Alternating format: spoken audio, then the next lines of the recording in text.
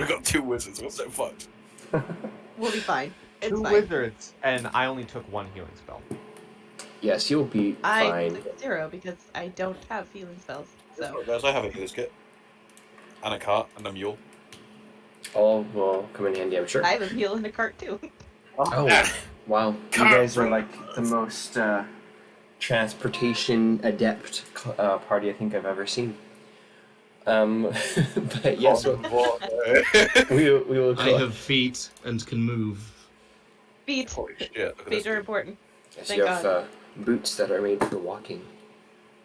I'm blocking. In fairness, Kukulin might not even have boots.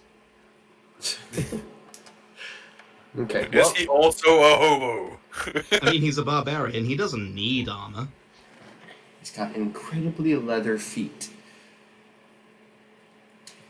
So, I'm Adrian, I will be the DM for today, and this is going to be kind of, I don't know how to describe this one shot, so you have to come to your own determination on what this one shot even is, but it's called the Necrotic Demon Murder Boar of Hollen's Rest. And we have a party of 4, so I'm going to switch over to roll 20, and we'll do a quick character introduction if you'd like to kind of tell what your name, class, and kind of what your character looks like. We'll start in roll 20 from left to right with Kudli. You say the name. Oh boy. Hello, my name is Kukulin. I am a level 4 Path of the Beast barbarian and a Scourge Asma, and I like to hit things, and that's about my entire personality. Sounds perfect. Next over we have Githyanki or Githzerai. Elves that look like they want to die.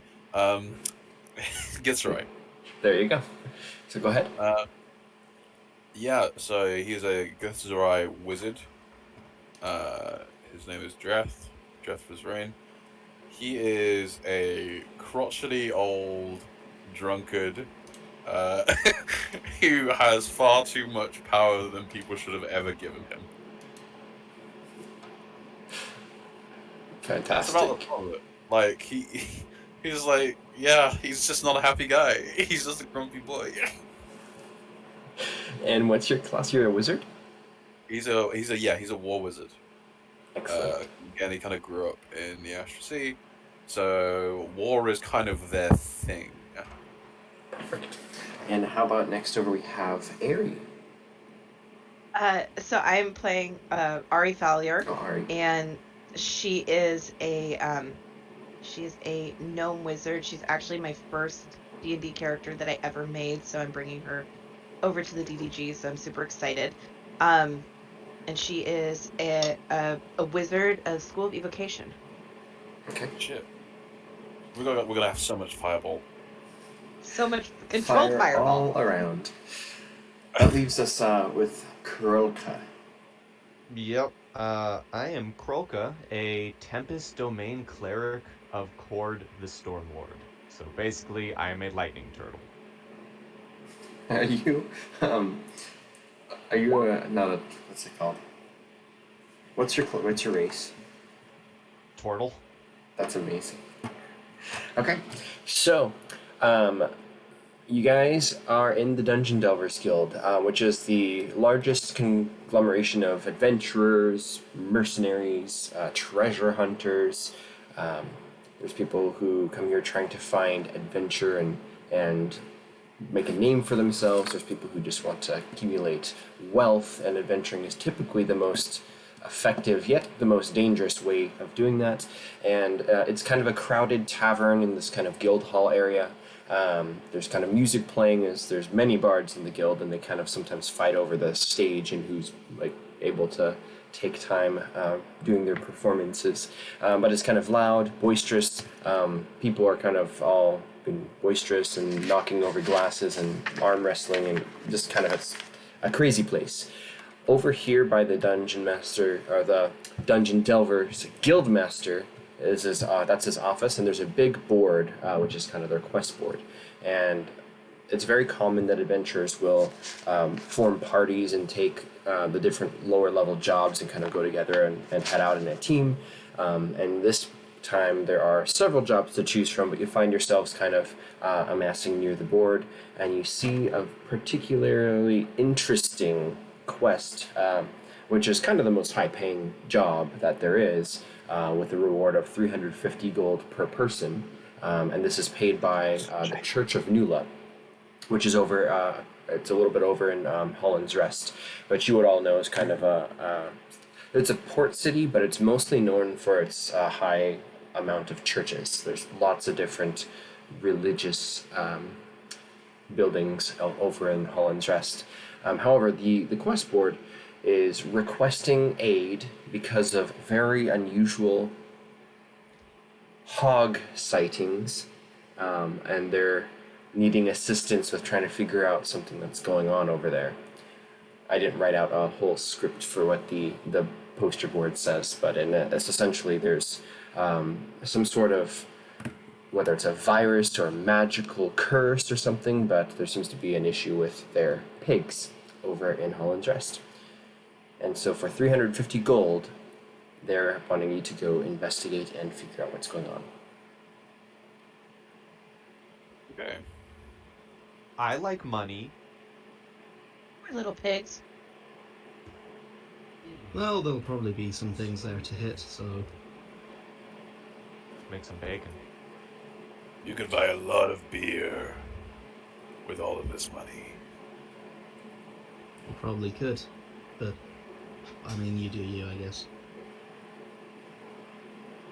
So there's two jobs, is there? So their requests are specifically from one of the. So the request is headed from the Church of Nula. They're the ones that are hiring the Dungeon Delvers Guild. But within that, there's 3 different places in Holland's Rest that have asked for assistance. There is the Dock Master, which is Talisi from the shipping company. There's a pub owner, a tavern owner, and that's from the Berg's Pub. And then there's a merchant. His name is Tiberius. They've all had issues with, in some shape or form, very crazy hogs, boars, pigs, stuff like that. And so you're... Okay. I'm gonna look at... And obviously I know your character's name, Corker, but I'm gonna look at Cola and say, look, you, decide the job. Let me know when you're ready. And I'm gonna go to the bar.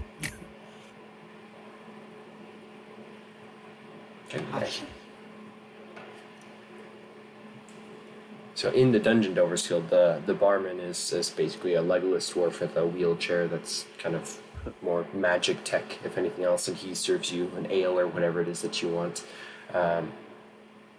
What does everyone else do?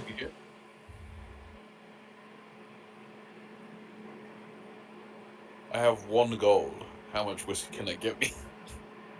That would probably get you a pretty decent amount, actually, because I think they're in silver.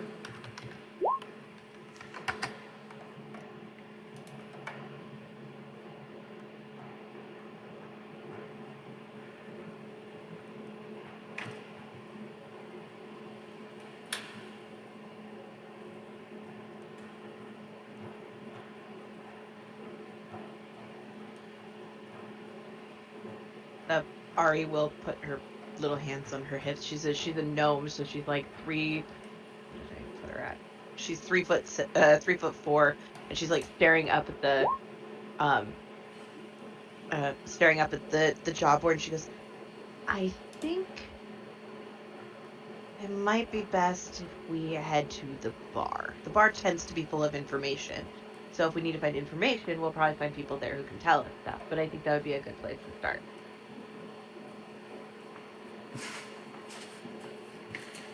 The bar it is, then. Okay, so if you guys want to head out, you kind of take your last drinks from here in the Dungeon Delvers Guild and set out. Now, because you have wagons, you don't need to necessarily take transportation, but the 4 of you can all kind of jump on, and you'll be traveling from Virton over to Holland's Rest. So for that, these roads are marked safe. There's no roaming monsters or anything that you need to be aware of. You kind of head up, kind of cross country down over the river, and it takes you probably from here. I think it's 3 days journey, if I remember correctly. So you are all at this point familiar with each other. Whether you're friends or not is completely up to you, but you've all had your introductions, and you arrive. Sorry, I put you on the wrong map. There, now you can see the map. So here's Virton, here's Holland's Rest. That takes about 3 days, and from there, I would like everybody to roll perception checks. I like how the jungle's just called Le Jungle. It's because it is Le Jungle. Well, Actually, we also have big rocks. I think I think it was when we made this, because we did like a big conference call with some people and we were like brainstorming this map. I think it's Le Jungle, if I remember correctly. Ah, right. Of course, my apologies. Done by the French, right? It's actually wild territory. Good stuff. So it looks like everybody except for Coralca is kind of aware of, as you're getting kind of closer to Holland's Rest, and you're kind of passing over this farmland kind of area. There's kind of rolling fields and farmhouses kind of dotting the countryside. Everything looks very just quiet and still. There doesn't seem to be any animals out in the pastures, and there doesn't seem to be any farmers tending their fields. And as you kind of get up to Holland's Rest itself, the city gates are closed. You see 2 guards up ahead. You're coming from here. They're kind of standing atop the wall, looking down with spears, and they've got crossbows and stuff like that. And they shout, "Oh, who goes there?" I just look at the small halfling girl.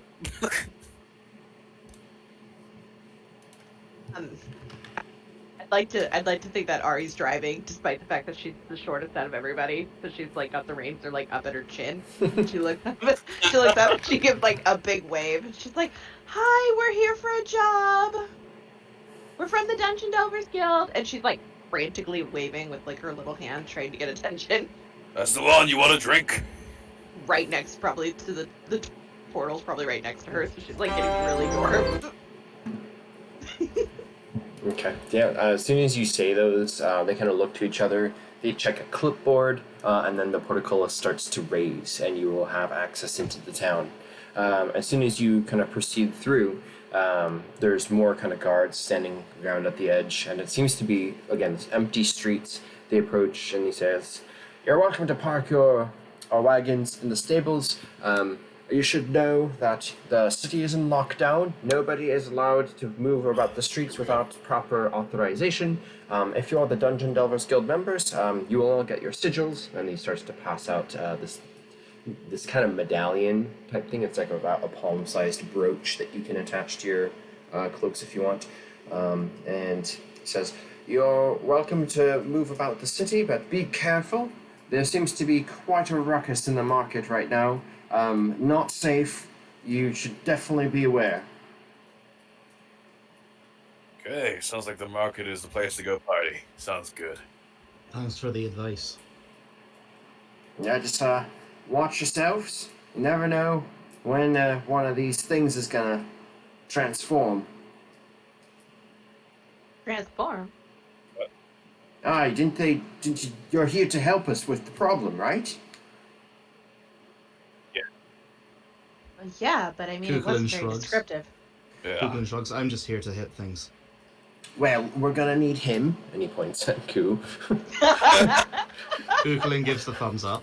Sounds like my kind of party. So, and when you go to the market, I'm just going to give you a really quick briefing. Then I'm going to go back up to the tower where they can't get me. But anytime you're around any type of, like, swine, they're normal pigs or hogs or whatever, until they're just not. They transform and then they start attacking people. So, be on the lookout.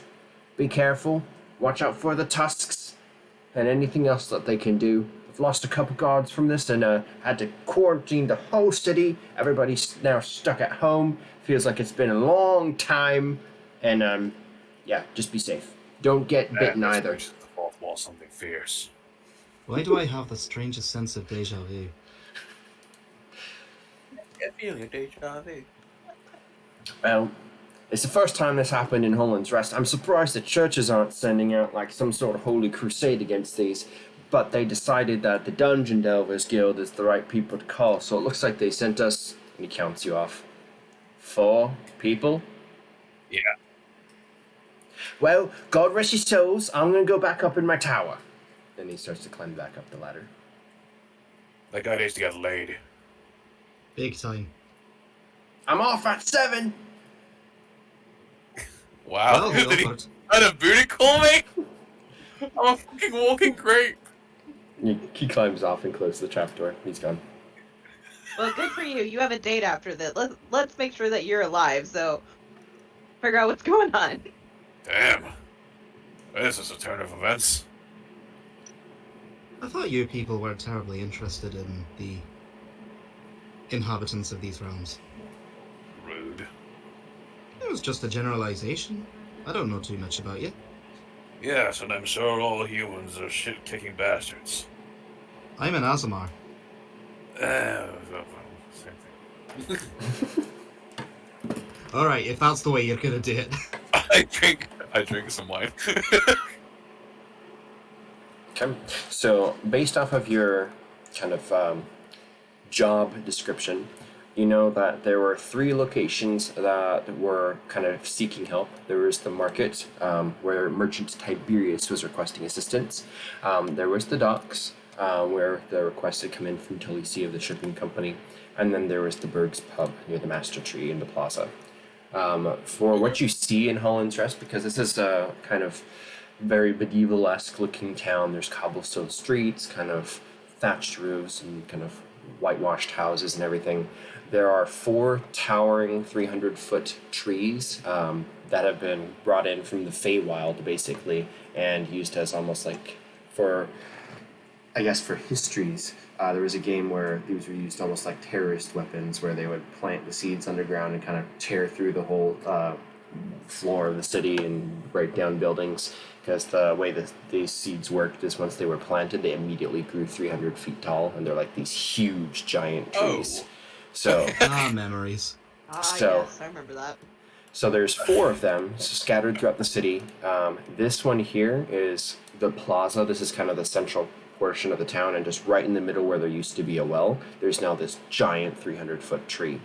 And then there's a couple scattered out throughout. This is kind of the more industrial district, kind of across the waterway from the docks. There's a whole bunch of the churches down in this section. And yeah, so. Yeah, what do you all do? You sell our boyos at the market, yeah? Yep, that's what the card said. That's fucking go out. I'm gonna get my booty patootie to the market after delivering my boyos to the stables. Okay, so you drop off your carts and I, donkeys or mules. I drop off from the donkey.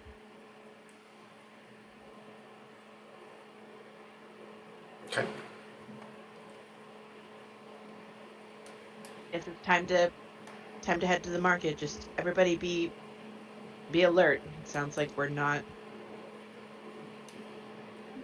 It's like this is gonna be an adventure.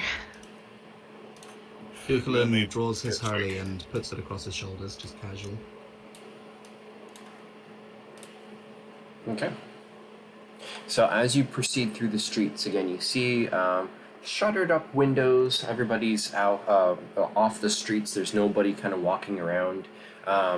You do see, kind of going down a cross street, a mounted soldier. He's just kind of, the horse is trotting down quickly through the streets, and he's armed with a shield and spear. He doesn't really see or pay attention, but he looks to be just kind of patrolling.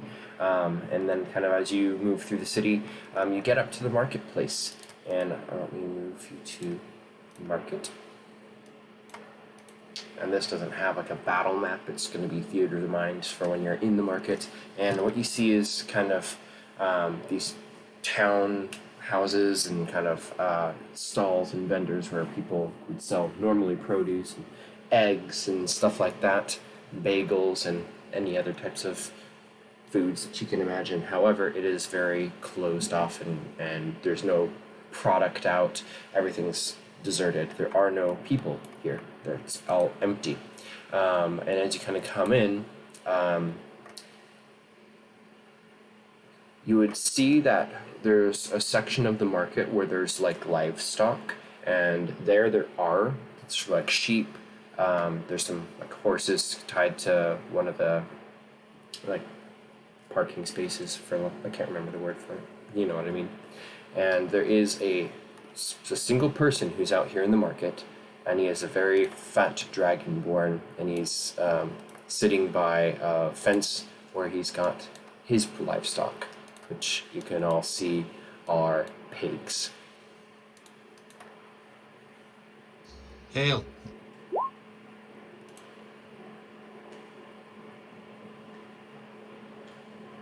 Are you reading him? Yeah. Okay. Yeah, Then I'm yes. sort of calling across the market. Hail, how are you doing? You lift a hand, kind of jump off the fence, and kind of start to waddle over to you. He's fairly fat, and he says, Are you, you're here to help check my spine? What? In God's name did you just say? My pigs are going feral. Do you know what's the problem? Are you here to help me decurse them? Kukulin sort of ponders for a moment. I can assure you that if I am needed, then their curse will no longer be bothering them. Well, are you... Because they will be dead. I suppose that's better than the legalities of them killing other people. Yeah, have at them, though I prefer you to try to keep them alive. Kukulin sort of ponders for a moment and then just goes, I should work on maybe ending my speeches a sentence early. Yes. I agree.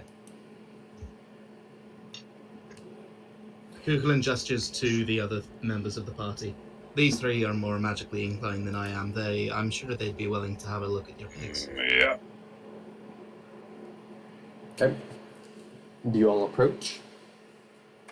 Sure, I don't see why not. Why not? So as you, Let's fucking do this. as you get closer to the stalls, you can see that inside he does have a whole bunch of pigs. They seem average size of kind of different, shades of browns to pinks, and he's probably got about a half dozen of them here in this kind of cramped stall. They all look normal, then they are all fenced in. Whoever's going to approach, you could try to perceive or investigate, or you could whatever you'd like to do. I roll a Arcana check to see what kind of magical effect they're under. Okay. Yeah, we'll go ahead and roll Arcana. Or investigation, that works too. Oh, that's area action. Can I do possibly a religion check to see if this feels like, end of days type of situation, animals going wild? Sure. Oh gosh. Shot. So, area looking over kind of the pigs just from the outside of the pen, you can tell they're all just normal pigs. Roka with the 12, same thing. Is like there doesn't seem to be any curse here. These are all just normal animals.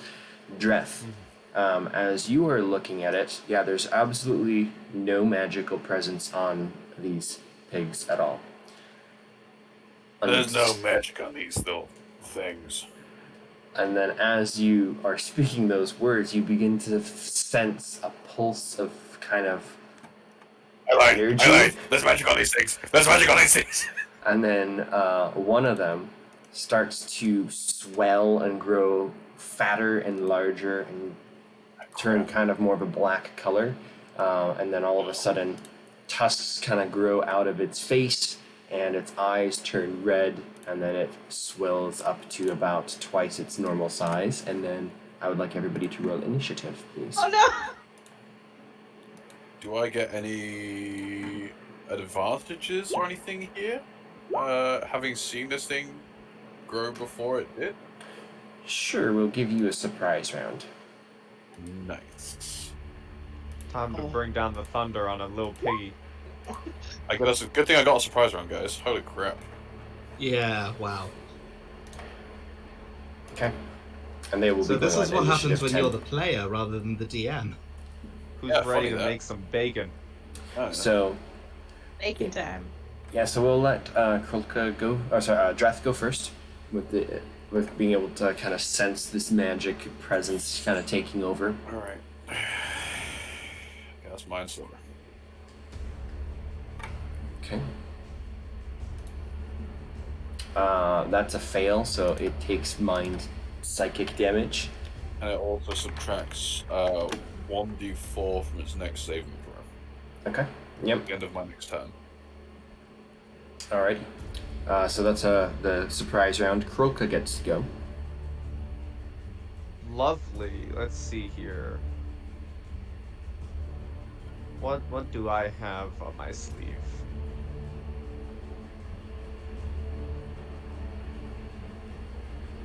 So are we just saying, what for the purposes of this, how far away is it from us? If you're up to the fence, it's like probably within 20 feet. 20 need- feet, okay. Yeah. If you're up to the fence, it'd be like 5 or 10 feet. And if you're just a little bit away from the fence, it'd be like 15 to 20.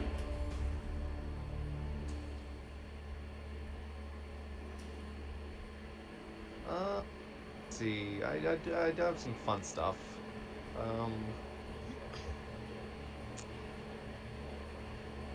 You know what? I'm just gonna say, fuck this pig, bro, and I'm gonna shatter its bones. Okay. And so he has to take a penalty on the save, right? 1d4, yes. Okay. So even with his bonus, he's going to fail that. He takes 15 points of shatter damage. Is that an AoE spell or just one person? It is. Well, each creature in a 10-foot radius, if it's a big thing and it's bigger than 10 feet. Okay, well, that's very smart. So all of the other pigs that are in the stall, that is going to be all of them, actually.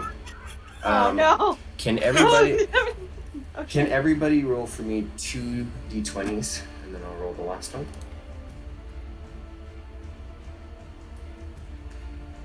Good, I rolled a 2. Oh, Oh those shit, are you good rolled a numbers. 7. Those are good numbers. Two 20s? Yeah, Two 'cause- twos? so that's 2, Oh, an 18. 2, and an 8. Oh wait, I had people roll too many because I was thinking there were 3 people. Sorry, Kroka, I'm not going to go with yours. I'll do the first 6. So, this pig explodes. This pig explodes. 14, 17, 15. Gentlemen, what did you do? These ones all take half damage, even though they're not transformed yet. They will be at half hit points, basically. How big is the big pig? Does he take up 10 feet? Yeah, but it's a radius, so that's a 20-foot square. And they're all in a pig pen. This is literally like shooting fish in a barrel. I mean, Yep. to be fair, he didn't really say that he cared if they died. So, Yeah, at least you have that. So is that your turn? I was just like I do want bacon. pig guts and bone and just fat and lard just goes Ow, boom everywhere.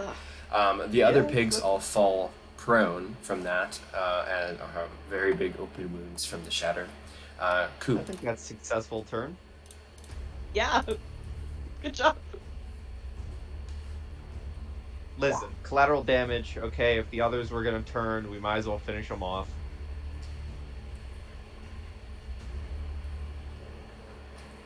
All right. Well, why not? Kukulin will stroll forward and whack the piggy on its head. Okay. Do you hop the fence or attack it from outside the fence? I do have a spear. No, I've got my Hurley out now.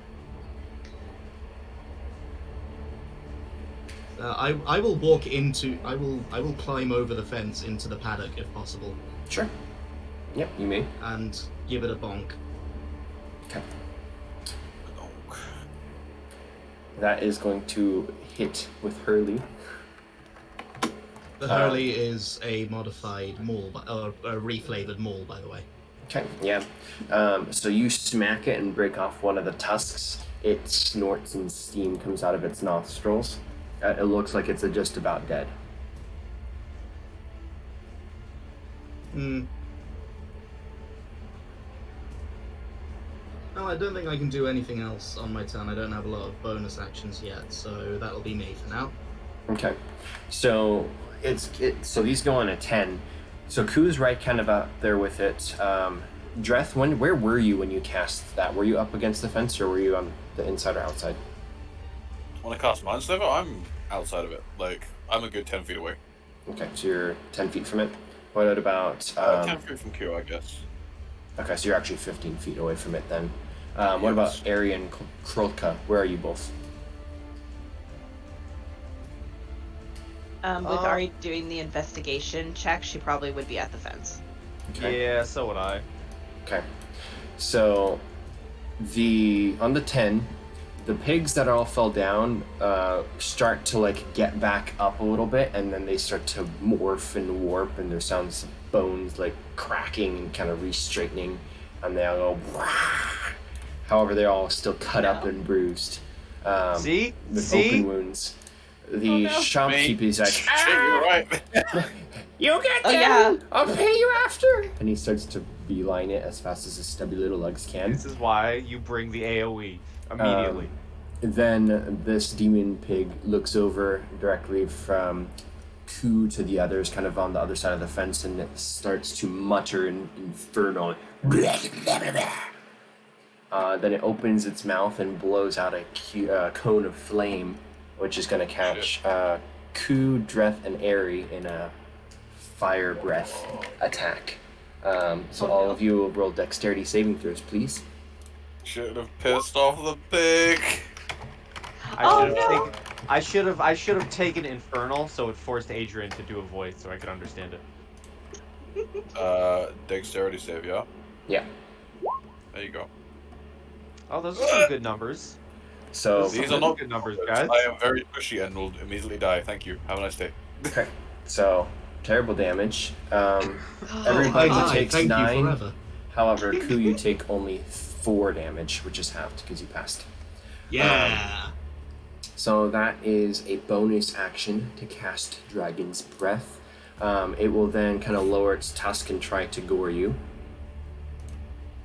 Yeah. but fails because I'm assuming you have an actual defense that's not like. Yeah. My AC is 14. I've put it beneath my health. Okay. Yep. So that means it's now Ares' turn. Oh my god, so after getting nearly blown away by the fire and losing half of her health, Ari's gonna step up to the fence and she's going to take aim with her wand and aim it at basically Kalu and all of the boars, since the fence area isn't really big. And as Kalu feels the wave of her magic come forward, it actually bows around him because of her school. So I can sculpt spells. So it's going to miss him. I'm going to give him an auto pass so he doesn't get damage or take any damage. Okay. And Nice. I am going to cast Thunder Wave. Okay. So it bows like this huge just wave of just roaring thunder, just goes all like comes up your back and then just goes all the way around you and then just pushes right in front of you. Okay, I will tell you, even with a pass on his thing, you're going to kill the first one with this. Everybody roll 1d20 for me, and I'll take the 5th one. Yes. Yes, show fails. Yes. Okay. Damn it. What a time to be rolling well. Okay, so 1 minute ago. that's 5 damage on his because he passed. Everybody else failed. Yep. Okay, so all of I'll these be right back, things. guys. Sorry. What was that? I'll be right back. Sure. So all of the other boars, as this kind of ripple goes across, they all get their feet knocked out from under them again and kind of face plant in. Most of them look close to death, with the exception of this first one here, which looks slightly less close to death. Is that Ari, your turn? Yes. They get pushed an additional 10 feet away. I don't Oh, know if that if that's makes the any case, difference. then yeah, if they all get pushed back, then except for the first one which passed, they break through the back of the stalls from that, and all the kind of timber and board gets broken off. Oops. And now they're free. Okay. Oops. Dreth. Oh, Dreth is be right back. We will circle back to. Go ahead. I moved back, just so you know. Okay, so you I moved retreated. back my whole 25 feet of movement. I'm like behind the turtle. I'm like. Okay. So we'll have Krolka go and then come back to Dreth when he gets back. Okay, well, I'm just gonna aim for the middle between all of them essentially and cast another shatter. Okay. Shatter, except this time I'm gonna give it overkill and I'm going to channel Divinity Destructive Wrath so it does max damage. I will tell you they all are now dead. Let's see, half damage would be 7. So one of them is the one that passed last time is going to be alive still, but the back 4 that are all slammed through the fence, they all die.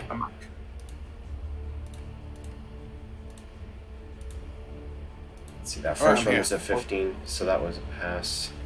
We're gonna come back to you first, but another shatter just went off and kind of eviscerated their legs and their undersides, and just all their guts and organs just plop out into the sludgy pen. This first one, however, kind of takes a jump over it a little bit, and he takes 7 points of damage and is still up. And then we'll go back to Dreth's turn. I'm gonna go making bacon. Go cast the fireball. What? Okay. Is that 8 for an attack? Oh, actually, I think I might be able to do something about that. Beep, bop, beep, bop, beep. No, I don't think I can do anything else. Okay, so the 8's gonna miss. Do you want to move or anything?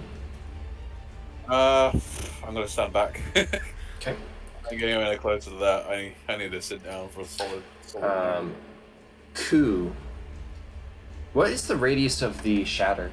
It's 20 feet? I'll read it real quick. Because If possible, I would have aimed it.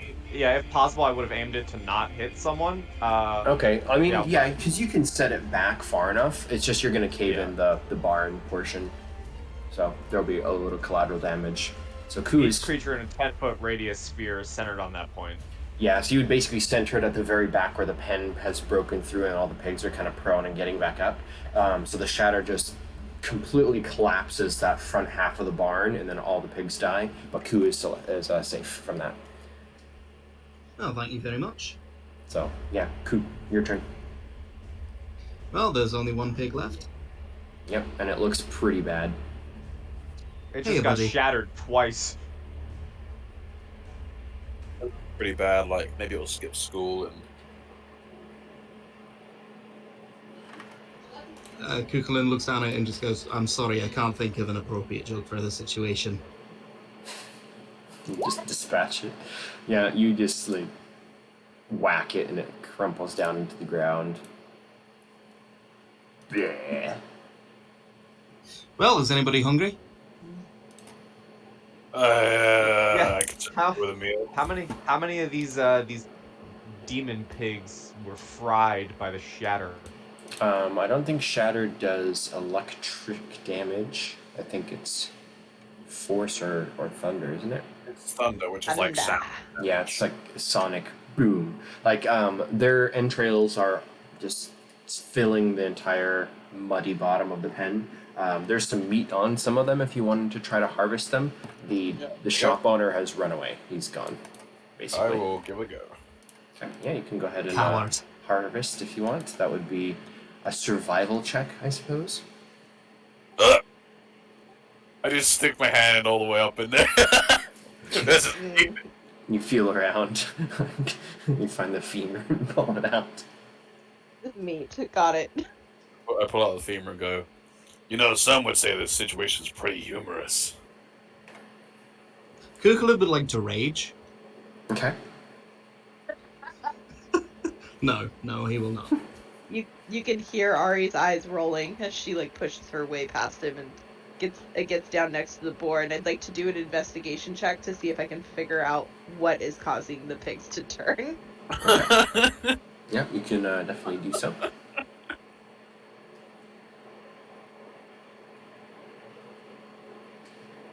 Okay, so 15. You can tell that these were completely normal boars until they came. They received a curse, and it. Let's see, with a 15, would you be able to tell all of this or not? They were cursed. They had like a taint on them, and it was not sourced from them. I think that's all you'd be able to find out with that. Can I cast Identify as a ritual? Mm-hmm. Alright, I cast it. Do you have a way to post? Perfect. Okay, so you can tell kind of as you're sitting here casting your spell, kind of moving your gestures. Like, what does this look like as Dreth is casting for 10 minutes? Looks like he's like kind of with one hand investigating it with the magical gestures, and the other hand he's just kind of having a drink. Almost kind of lazily just what's this shit? The material components. It's booze. Yeah, the material component is a fine swig of whiskey. So, yeah, as your spell kind of wraps up, you'd be able to identify that this was a cursed cast from some sort of witch or necromancer, almost some sort of spellcaster, which would have had to be in the area. Would I know if this is the work of a hag? That might seem fitting, though you wouldn't be able to tell that from with an identify spell. It's potentially that type of thing. From being an adventurer for the 3 levels, you'd probably be able to come to that assumption, but it's not like automatically knowing what it is. Like, it could. No, I know. I'm just saying, like, kind of the just general assertion. You think a hag could probably have done something like this, or some equivalent type of thing. I pick up the dead pig on the snout and I go, "That'll do, pig," and stand up. Okay. The barn creaks and the second half begins to lean. It doesn't fall over, but it shifts from like upright to kind of slanted. It's bad. Ari will point up to the barn and be like, "That's bad." And then she'll turn to the group and be like, "We should probably leave and go to the bar." I'm kind of thirsty. Kukulin will try to climb out of the barn before it collapses on him. Okay, yeah, you're able to do so. Not difficult. So as you begin to make your way, the Berg's pub is not far away, and you can tell the Master Seed Tree is a very large landmark, so you just make your way towards that until you get close enough to the bar. When you do get to the bar, it is, in fact, very busy. It seems that people have been sneaking over here to avoid the curfew, and so long as they're inside, they're considered okay. So some people even like booked rooms here in the inn. But as you come in, it's loud and noisy and kind of hot. There's a lot of like furnaces going on in the background, and very busy. Kukulin looks at Dreth. When did that one guard say he was getting off duty? Good point. I got an 8.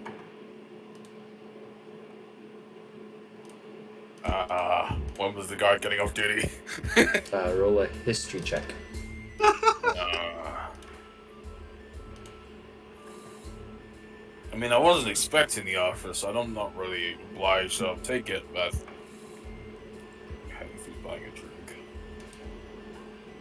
Okay, he said 7 o'clock. Also, I just saw your post, so right now it's like 12. I've got plenty of time.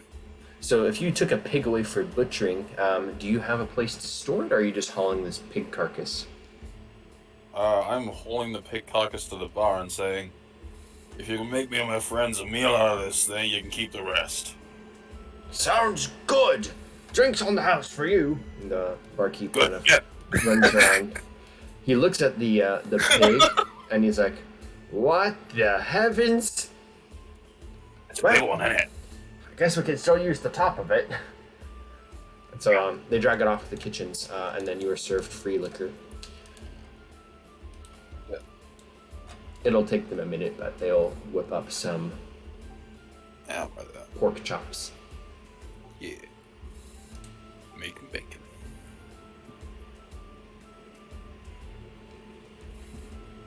Would you like to roll percentile dice for me, Jeff? Sure. See how much they're able to make from this viscerated carcass. Oh my god. Oh my god, what a time. Okay. You get 1 tusk. So, while they're in the back, what is everybody wanting to do, or just hanging out and waiting for food? Kukulin will order.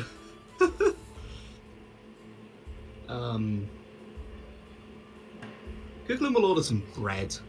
That's all he really wants, just some carbs. Okay. Yeah, you're able to get all that. As you're waiting for food, they seem to be taking a while in the back. He comes out and apologizes that they have to kind of cut off the meats first and then like kind of prep them and then cook them. But then eventually the waiters come out. They put some plates before you. Some of the other tavern patrons have ordered some too as soon as they saw it, so they tried to get in on it. And yeah, you see a big steaming plate of pork chops kind of set before each of you. I say, so how much were you able to get from that thing? We were able to get actually quite a bit, believe it or not. Just couldn't use any of the bottom side. You want another one? He looks at you and then nods. Yes. Yeah, You gonna pay me for it? Well, yes, I think that's appropriate. How much? He's going to look at the player's handbook to see what the cost of food is. He's going to look at his price table. And it says that a chunk of meat is worth 3 silver, so let's say one of these can feed like 10 people. So he will offer you 5 gold for it, so you can still make a profit. I go get my cart from the stables and my mule, and I load up as many pigs as are available. So you start to head back. Are you eating first? With Or my drink. With my drink. are you going to do that now, or are you going to have food first? I'm just gonna be like, I'm gonna hold the plate up. And be like, I'll be right back, and I'm gonna take the plate out with me. Okay. So what does everybody else do?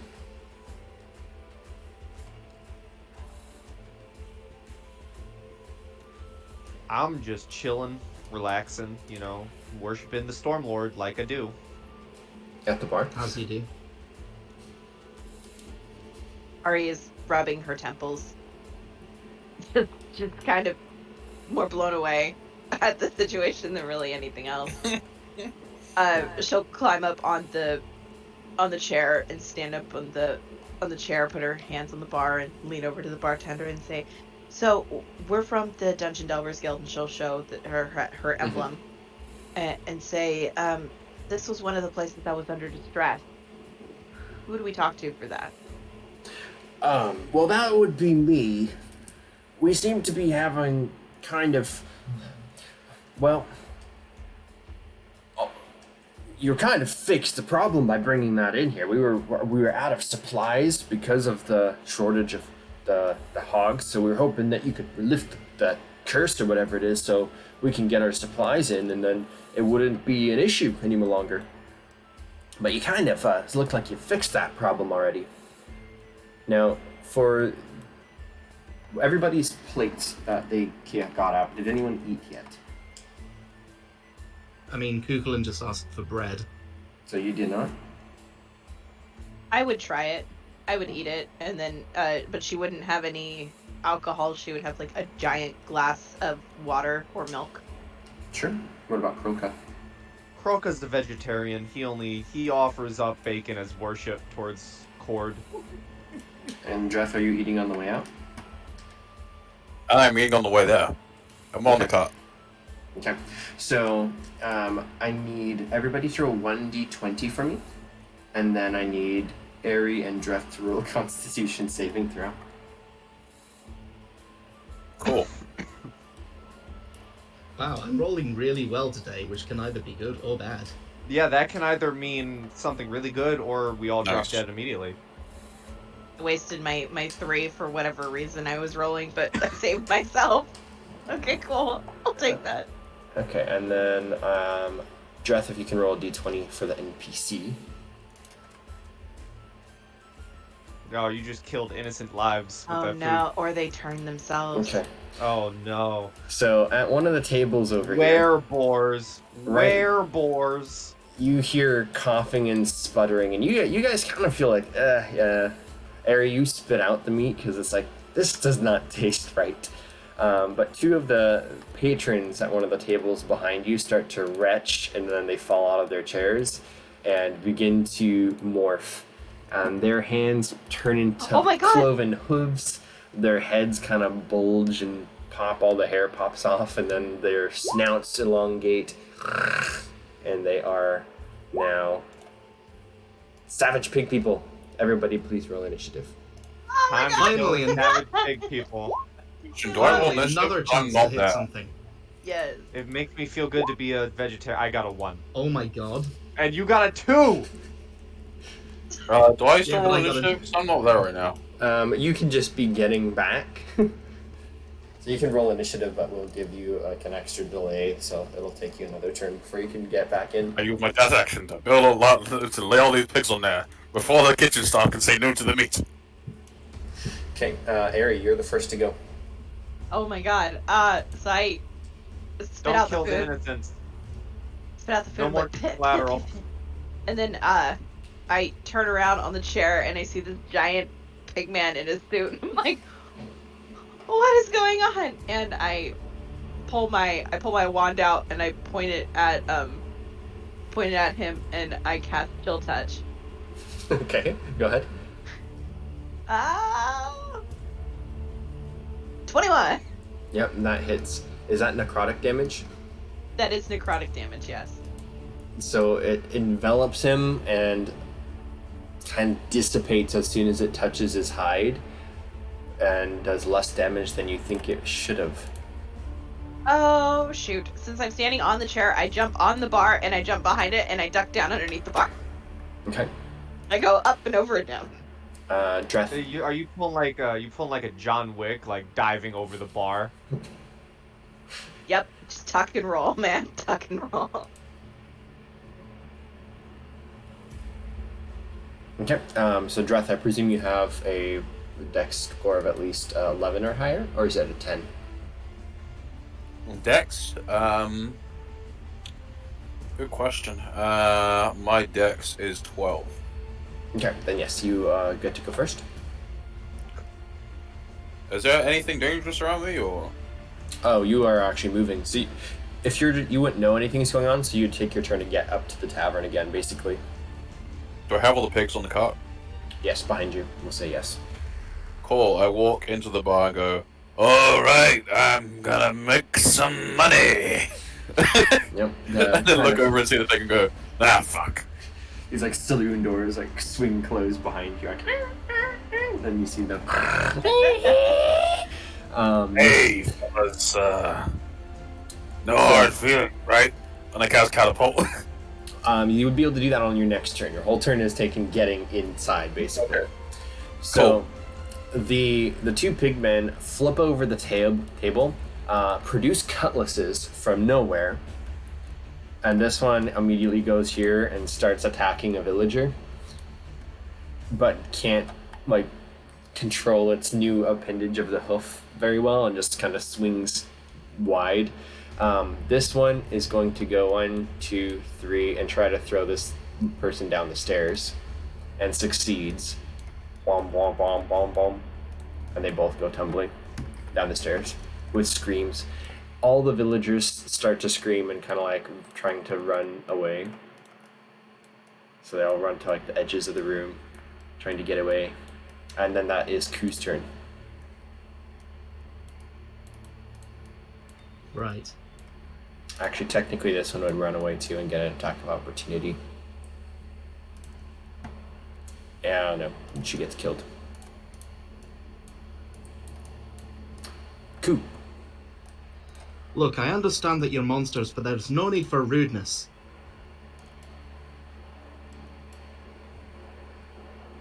And he will rush over to the one who threw that woman down the stairs and give him a hefty thwack with the early.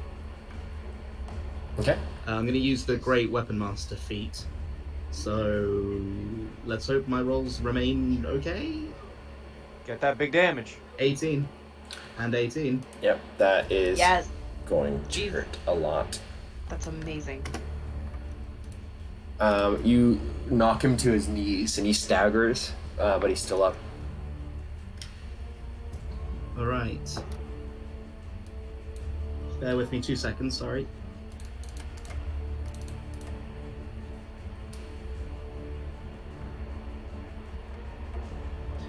Okay. Okay, never mind, sorry. Thought I could do something, but I cannot. Go on. Okay. Krulka. Yes, hold on a second.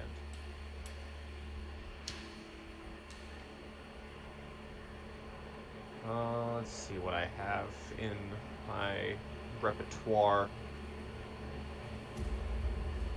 Alright, so I'm gonna look at this fella, and I'm gonna run up to him, and as I'm running up to him, I would like to command him to grovel.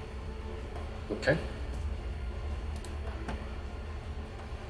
Immediately he drops down onto all 4 of his hooves and goes and starts like sniffing your feet. Awesome, well, his next turn, he has to grovel for his entire action, Okay. and that's me. So then it goes back to Aerie. Alrighty,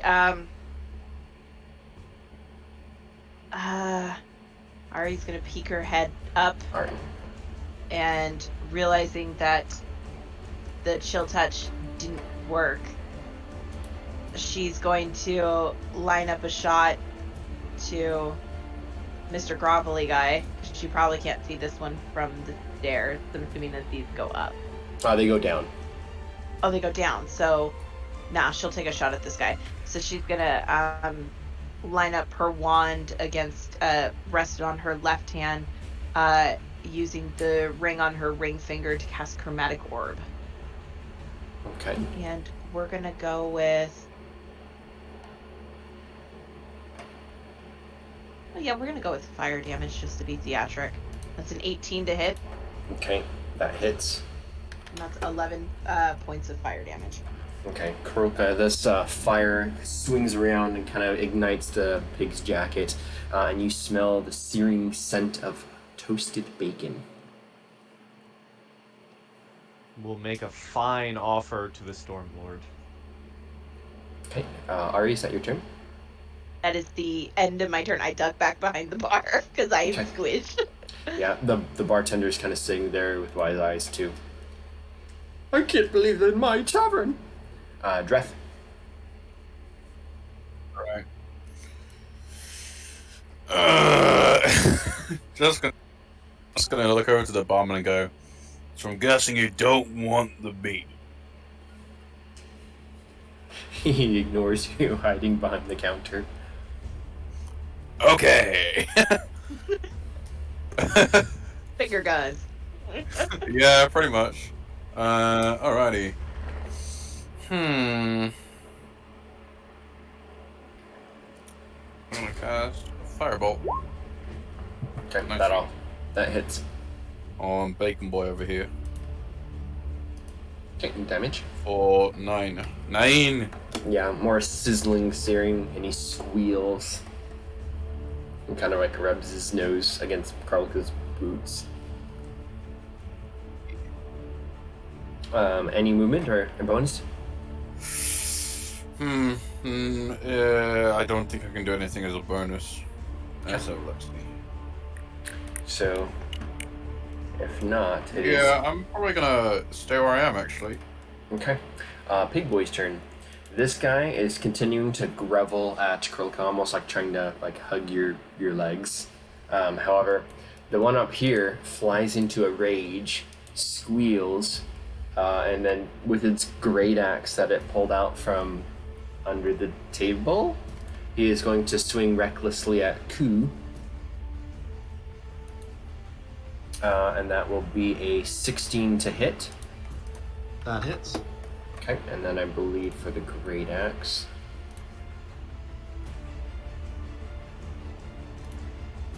That is 1d8 plus 3, so that's 6 damage as he swings recklessly. And then as a action, or his move, he's gonna kind of circle over here and try to like grab at the woman, but that's its turn. All the other people are going to move. Again, trying to get out of the way. I guess this is the only one that, since he's chasing her, he would get an attack of opportunity, which he would use. But miss, and she's going to run for the exit. These people see you kind of blocking the exit, and they just kind of try to make eye contact. Like, can they leave? Yeah, go ahead. I'm not stopping you. Okay, then they rush out and leave. These people. I was tempted to be like, yeah, 5 gold. Charging for exit. Yeah. Tempted. Charging for exit during a mass. As a reaction, because my character's a piece of shit. Can I? Would it be possible for me to interact with their coin passes at all? You want to try to swipe them? Yeah, just kind of out of the way-ish. Okay, you can make a sleight of hand and try to grab one. If that uses up my reaction and I get that, I'm happy. Yeah, it would. 9. Okay, you try to swipe at one, but they're like panicking and running away and flailing, and shit. can't quite get a purchase on it. That's worth a shot. Kulane. Yep. Sorry, just a second. For some reason, my character sheet keeps closing itself. Oh! I can do that too. And I will enter a Riestrad. Which is just a rage. But it's what I call rage, so that makes it important. Riestrad. Okay. And fancy. And because I have Path of the Beast, form of the beast, I will grow a great big bloody tail.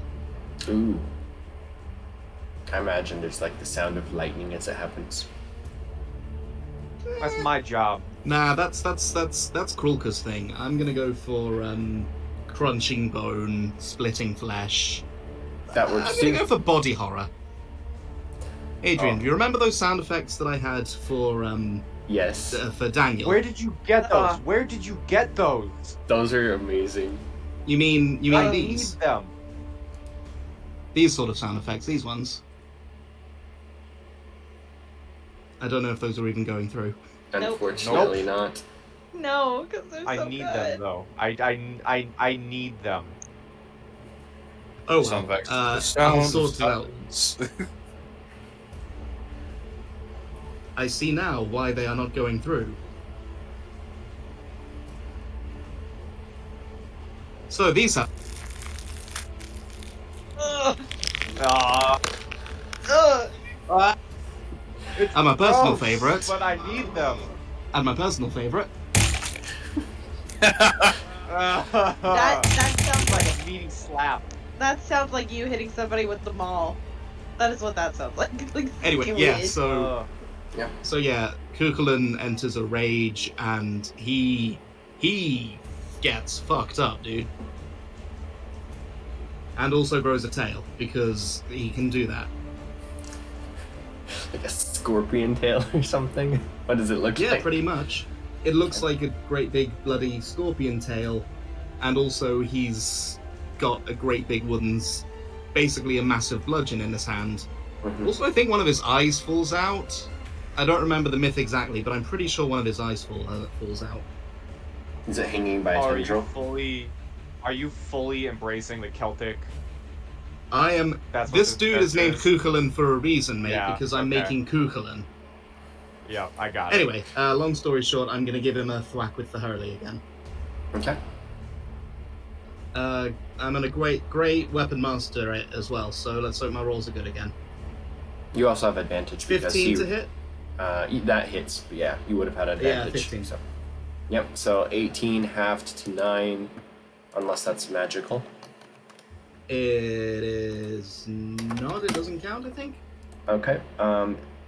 Technically 9 kills him. He's down. So, with this roar of anger and crunching of bone, I completely knock his block off. Is there a dartboard nearby? Yes, right here. Can I knock it into the dartboard?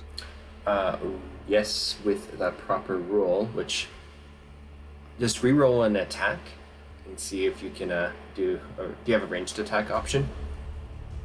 I've got a spear, but Yeah, just roll the spear attack and just see if it hits. Let's say 12. Yep. 22. The head goes smacking into the wall, and because there's already darts in it, the head lodges itself into the darts and is staying there on the board, just like mounted. Yep. Crunch. And I scream in. I scream in Elvish. No, Celestial. I'm a demigod. I scream in Celestial. Who else wants some? These people Hey, start running and Kroka trying to can, climb over the bar. Kroka can actually understand you because I also speak Celestial. Well, you just heard him start screaming, who else wants some, and is beginning to rush towards the groveling pig man. Okay, and that brings us to Krolka's turn. Yeah, I'm gonna bring my mace down on Groveling Pigman's skull, and I think I have advantage because he's prone. Yes. So let's get a good attack in. Come on. There you go. Yeah, that hits. Not enough to kill him. He has 2 hit points left. In Celestial, I would also shout. I would shout out, "The wrath of the Stormlord bears down upon you," and then just whack him in the skull. Yeah, part of his brain is exposed. He's got 2 hit points left, but he's still up. And that brings us to Ari.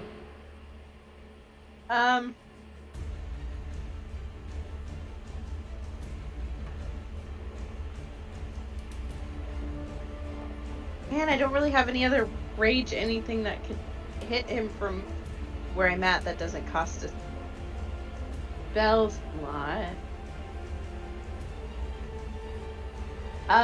Peeking up over the bar, she sees that his brain is exposed.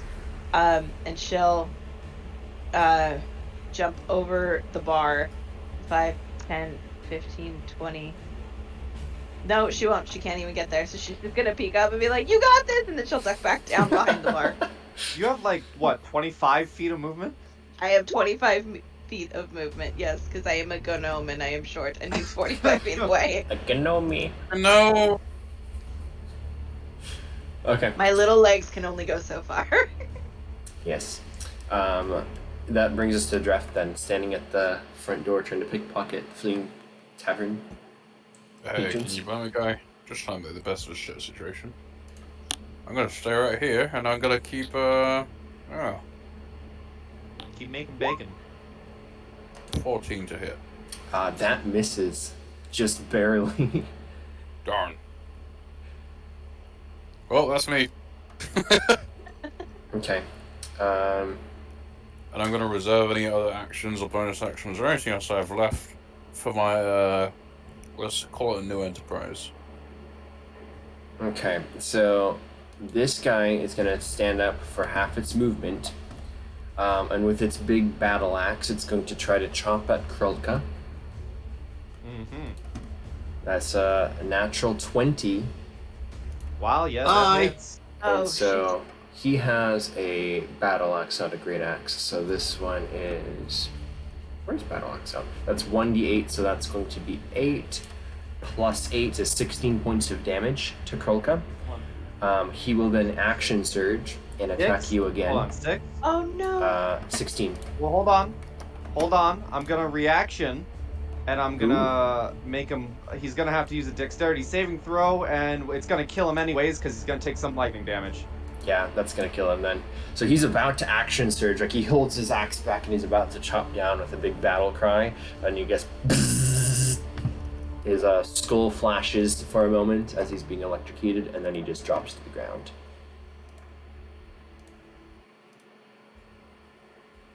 I like that the music changed to something jovial immediately. And everything is fine now. I would just as I get slammed and as I force the lightning to surge into him, I would just shout out in Celestial, the power of the Stormlord surges through me. The tavern patrons keep trying to leave. They are running away. I mean, Like any more business? Kukulin is going to keep attacking the corpse. Yeah, there's just play your sound effect. Can I get that? Hang on, I forgot where I put it.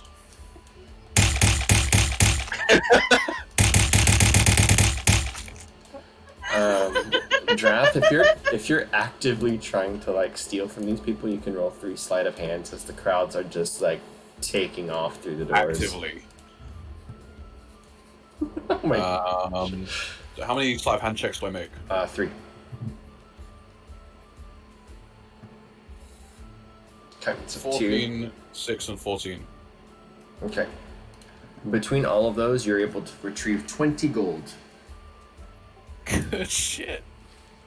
But yeah, all the patrons just kind of like, go away. Wrong one. No, that's right, that's good.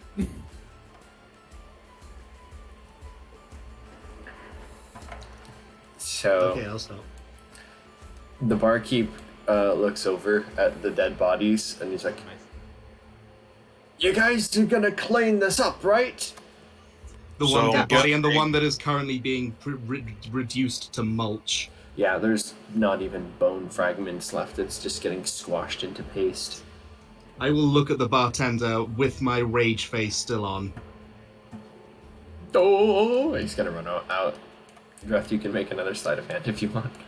Good shit. Is he panicked? Is he panicked? Yes, very much so. Does that help me at all? I wouldn't say no, because your opportunity to try to get the thing is not better because he's running faster. Okay. I would assume he'd be panicked. Oh, no. A raging man just eviscerated some corpses, and lightning was brought down in his establishment.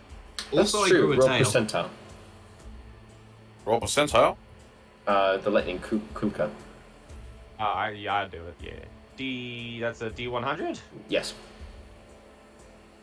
Okay. Nothing happens. The lightning pierces through the roof, but doesn't ignite anything, luckily. So what do you all do? Cool. I believe we had one more well- place we needed to go to. If he's gone, we get free rooms, right? That's how this works. Maybe. Is there anybody left in the building? Aside from us? If you want to try to find out, you can go look. Yeah, I guess I will. Yeah, can... You guys have fun. I've got my own entertainment here. Not one. Anybody here? Yeah, definitely No, not. on dude, this what floor. is with your rolls? Dude, My character's a drunkard. Don't ask. I'm gonna go behind the bar then, because there's nobody here. I'm gonna pour myself a drink. Yep. I'm There's gonna get some of that nice top shelf shit. there's fine elven wine. There's dwarven fire waters, expensive stuff. You can what type of drink? You're a gift, so I don't. They don't have any like. All of my people know how to have fun. Yeah. But if you want to sample everything, they've got halfling beers, they've got meads, they've got elven food drinks, dwarven drinks, orc drinks. Any special stock or anything, or like stuff that they hide away? With one investigation, you don't find that stuff. Yeah, that's alright. It was worth a shot. Hey, get it? Because I'm getting beer. Anyway. Kukulin will glare at you. Not your character, you. Your character, your inner life, yeah. He just looks at the screen and just stares. Yeah. Fourth wall. Fair enough. I'm gonna go behind the bar. Is there a cash counter or something here? There is a cash counter, yes. Yeah, let's open it up. See what we got. Roll 4 percentile dice. So I'm just saying 6 health goes to Dreth, 4 to Ari. Ari. So 6 Dreth, you get 6 health. Ari gets 4. Thanks, man. Thank you. 19. Here, I'll roll the other 3. So you get another 166 gold from the till. Another 66 gold. Total of 166. 166. Man. I am fucking making bank today, boys. That puts me up to 187. I'm gonna buy me a new pig. Looking over at Dirth, I'll tell him, go sit down on the other side of the bar. I got you. And I have proficiency in brewer's supplies, and I have a brewer's kit. Can I make him a drink? You're the cocktail lady. Oh, I look at you and I go, you know what, Lee? You and me, we're gonna get on real well. Go sit down. Yeah, I sit down on the bar. Ari, if you have a craft check or anything, you can roll for that with your proficiencies. Otherwise, it'd just be like the survival with your bonuses. I don't. I opened up the brewer's supplies and it just has a display button. So, Okay. can I roll survival with my with like an additional proficiency bonus? Yeah, because because I'm proficient with the if you brewer's have, kit. yeah, you've got actually 2.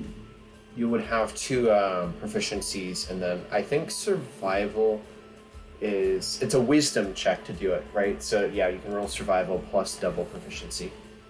Okay, so it's gonna be whatever this is plus 2. Okay. So 19. Yeah. So you craft. What do you craft? High-end stuff.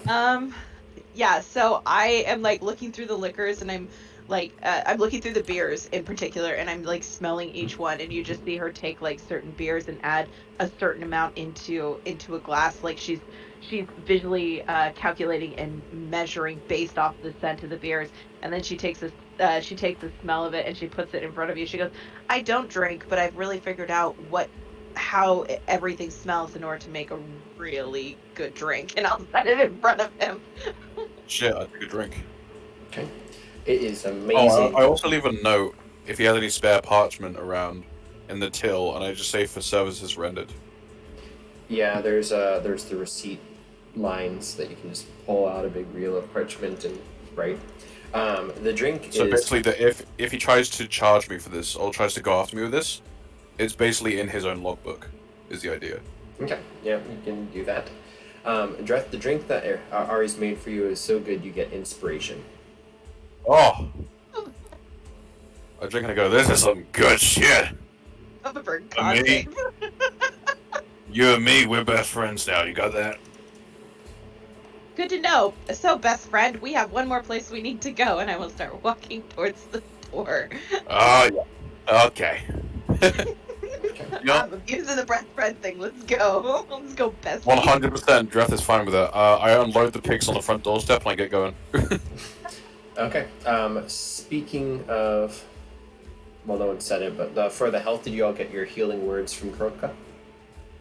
Yes. I have that at mine, yeah. Okay. Thank you. Today's been a good session, guys.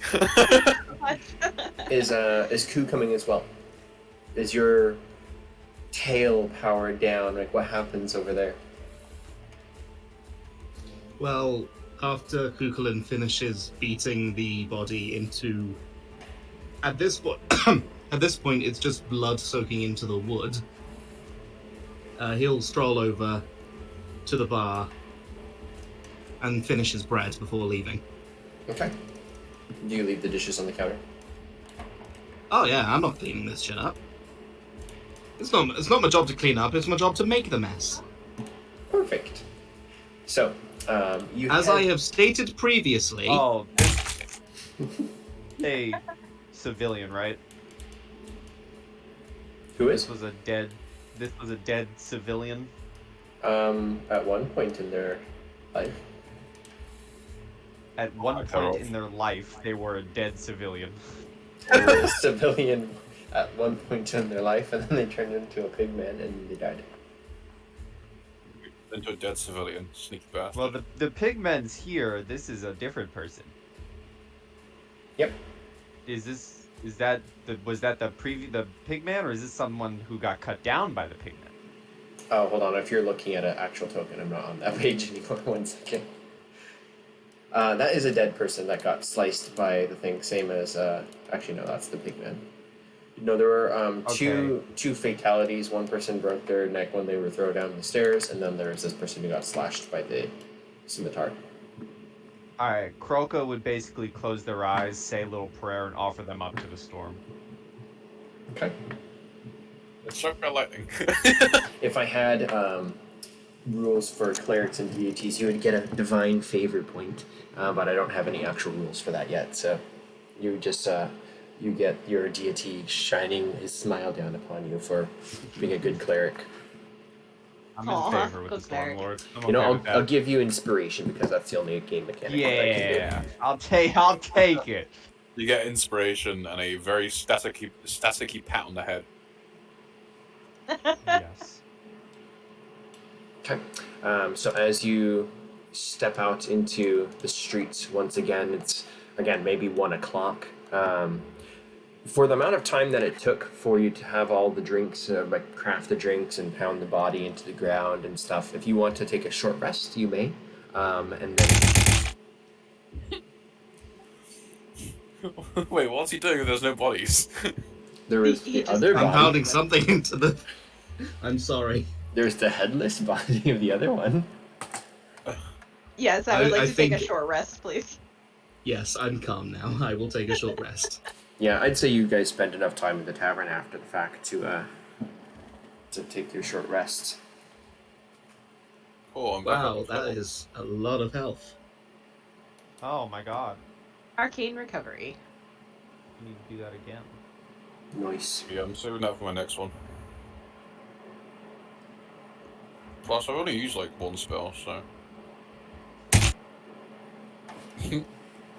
Also, I posted the link to where I found the sounds in current game thread. So Ooh. everywhere Ku is walking, at least for the first couple minutes, there's just a trail of bloody footprints. Alright. I mean, Ku is perfectly cheerful. Yep, but it's still blood I've had issues. a very cathartic day. I'm happy to be trailing blood around the place. Oh, because it's fun, as Kroka is walking, he's thaumaturgying the sound of thunder to match with each of his steps. Oh, I love Oh it. yes. We're making it clear that we're all assholes, right? You're the asshole. I'm just very inclined We're to just violence. having fun with our abilities, man. So, especially after doing the thaumaturgy, a couple of these guards, town watchmen, come riding around the corner towards you, kind of at their horses at a trot. They dismount and come up to you like they're all in charge, and then they see your badges and be like, "Oh, sorry, we found a whole bunch of people violating the curfew. We've written out a lot of tickets for it, but you guys have passes. Carry on." Is one of them the tower guardsman? No, these are different guardsmen. Damn. You want to get a date with one of these guys too? No, I wanna ask what the tower guardsman's actual name is. Do you want to ask that? Yeah, I go, hey, There's a guy who works on the tower. He was there about midday. What did he look like? I give a description. Roll an investigation check. Alright. I investigate their words. This is if this was 3.5. This would be a gather information check. 7. It might have been Ernie. I don't know what their schedules were over there, but Good. Do you have access to that sort of stuff? to the schedules? Yeah. No, you have to talk to the sergeant. Where is he? He's over this direction. Alright, what time is it? It's like 2:30. Do we got time? I look at the rest of the party. Ari just shakes her I've- head no. Oh, We well, have Coughlin a- shrugs. We have a certain fat dragonborn we need to find for reward as well. good point. That's Good true. point. Let's go do that. You lead the way, small lady. Kukulin, who is still covered in pig man blood, just sort of gives a polite nod to the guards. Yeah, they kind See of ya, guys. nod back and remount and start kind of going back on their patrols to get Oh. more of the. If you see Ernie,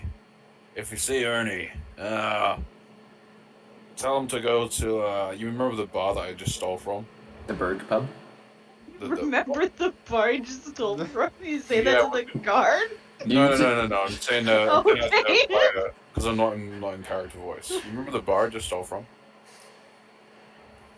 Mm-hmm. Yeah. I tell him to meet me there. That's Alright. right. Look, We'll tell if him- you see Ernie, tell him to meet me there. We'll tell him the. Yeah.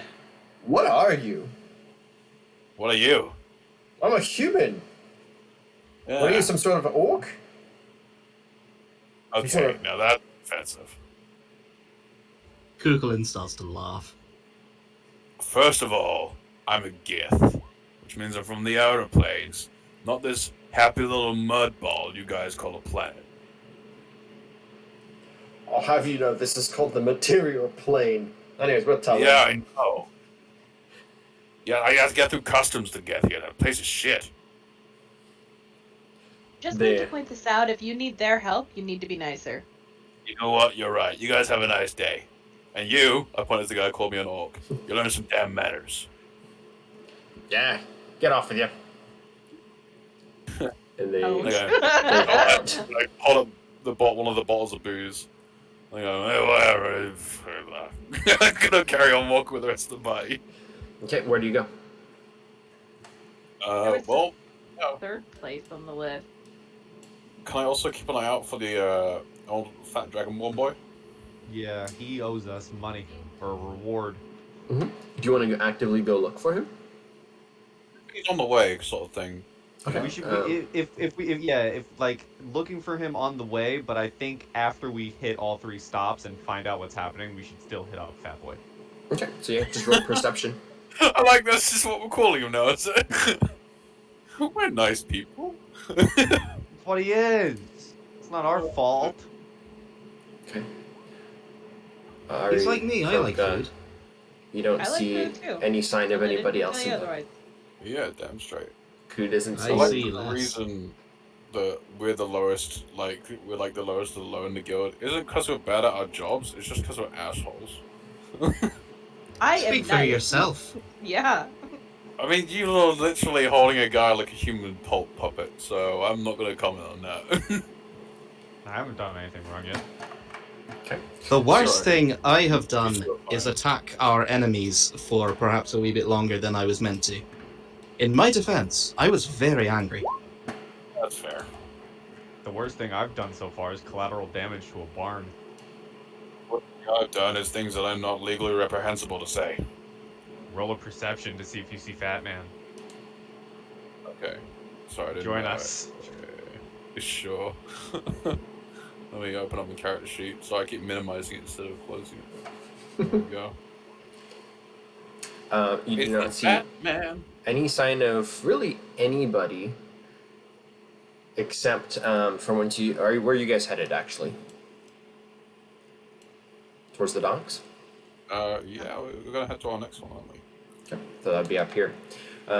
So as you begin to make your way up towards the docks, you don't see anybody in the streets, but once you get into kind of more like the waterfront area, there are people who are working around. And as you are getting closer to them, you can see that they also have passes to basically be breaking curfew as they have work to do. And when you get up here, everybody seems to be in somewhat of a state of panic. That doesn't look nice. And Guys, I have 8 health. Well, you'll bark. you take a short rest. Oh, you didn't save my token after I saved my health. Oh, whoops! Sorry, you did not.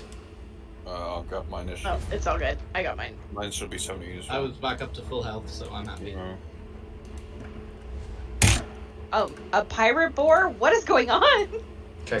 As you get to the docks, all the sailors are kind of just standing at the edge. They all are armed, so they're not like defenseless, but they're all kind of like away from the ship, kind of pointing at it. And when you start to get closer to the area, one of them comes to you and says, "Are you here to go and kill that thing?" That's the intention. Well, try not to break our cargo. We brought in a whole set of rations for these cities, and we have to unload and be off before sunset, and none of us want to fight it. We'll break what we have to. You break it, you pay for it. Are you sure that's really the tone you want to take with me, sir? I can take a tone that I want. Let's just go. We will do our best. Yeah, what she We said. will rock you. We will rock you. He pulls out a whistle and blows on it, and then all the sailors just kind of clear the area. All right, let the adventurers do their business. Let's see how good these dungeon delvers really are. You don't even know. Everybody can roll perception checks. Perception. Perception. Wow, I'm a 13 perception today. It's nuts. Okay. Yeah, it's really... Hey, finally, a good roll. It's mostly Krulka who can really kind of see onto the ship what's specific. You can all see that there's this kind of enormous boar that's running around, but it seems to be kind of trying to gorge into these boxes over here.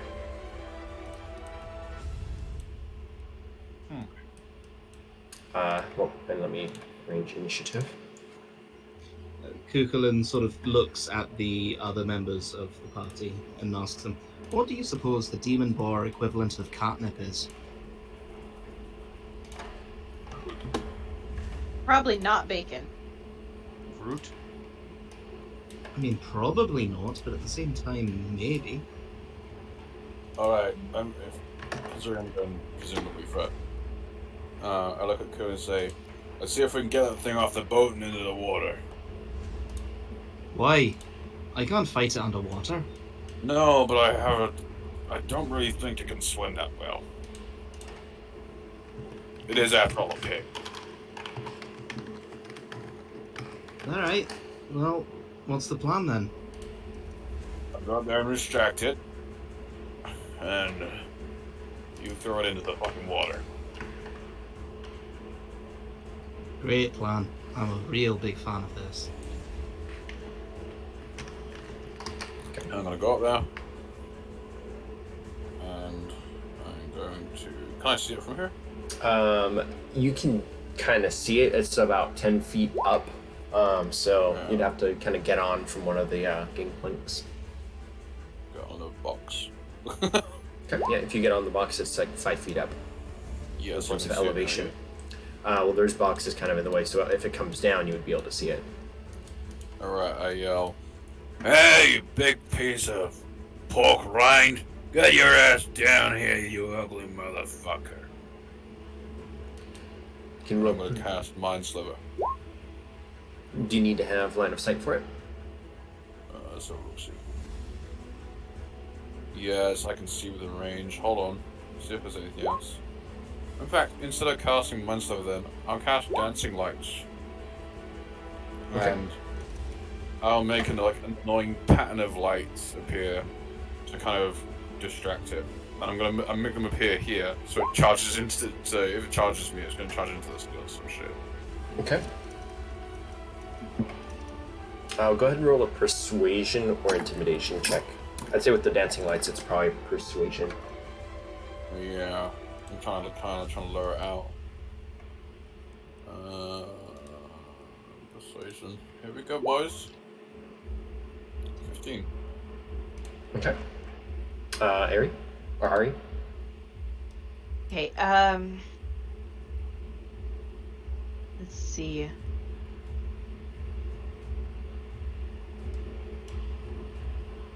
So Ari is going to go 5, 10, 15, 20, and then scamper up onto this one. Okay. And does it look like the boar may charge the dancing lights? Roll a perception check.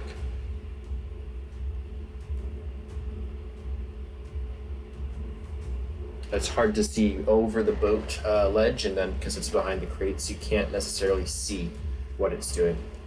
That's fair. I am way too short for that. So I am going to, where the dancing lights are in the middle of it, I'm gonna do minor illusion, and I'm gonna cast like a bunch of sparkles to make it like really enticing, like pew pew pew pew, like little fireworks and sparkles. Okay. You can also roll a persuasion check.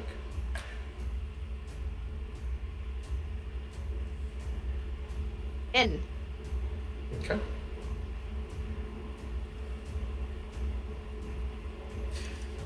Now, Ku, if you actually sing that, I'll give you inspiration.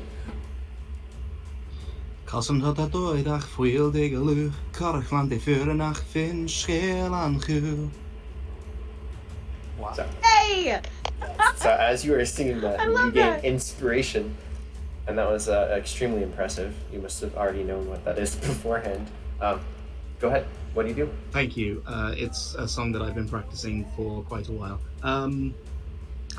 How far away is the boat from the dock? It's 10 feet higher than the dock, and about, I guess that would be like 7 or 8 feet across the water. And then these are the two gangplanks, and then this is a crane.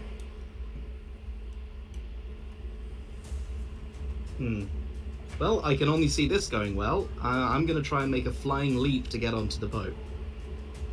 Okay. What part of the map are you going to utilize? That one? I'm going to use these two boats Okay, so- down here. That if I fall, hopefully they will catch me. Okay, so go ahead and roll an athletics check. 17. Okay. With a flying leap, you're bound across the water and you catch onto the edge of the boat. You are now hanging on the boat, on the ledge. If you'd like to use the rest of your turn, like an action, to climb up, you may roll another athletics check or swing up with acrobatics. I will take another athletics check because my acrobatics is 1 and my athletics is 4. Okay. So you hoist yourself up, and you're almost waist high with the weight railing, but you're not quite over yet. But you're not falling. Okay, I'll take that. Hopefully he can't move far enough to hit me in one turn. Okay. So he savagely starts attacking this crate until it breaks open, and you hear wood splinters, and then it screeches. Kroka. So I'm going to do the normal thing I feel like you would do with a boat. Are there any ladders off the side of the boat? Ladders? Let's see. To climb aboard the boat? There's the gangplanks. I can actually try to find a gangplank token, maybe.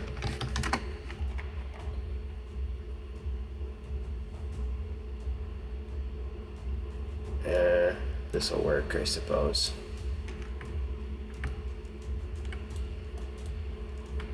There. So this is a gangplank. and this is a gangplank here. Okay.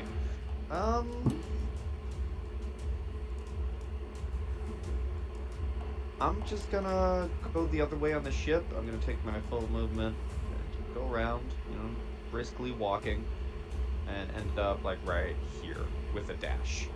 Okay. That is Dreth's turn. Alright. Gangplank, yeah? Let's get across there.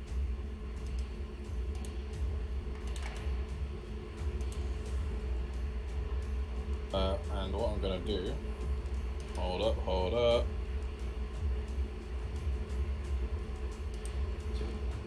moment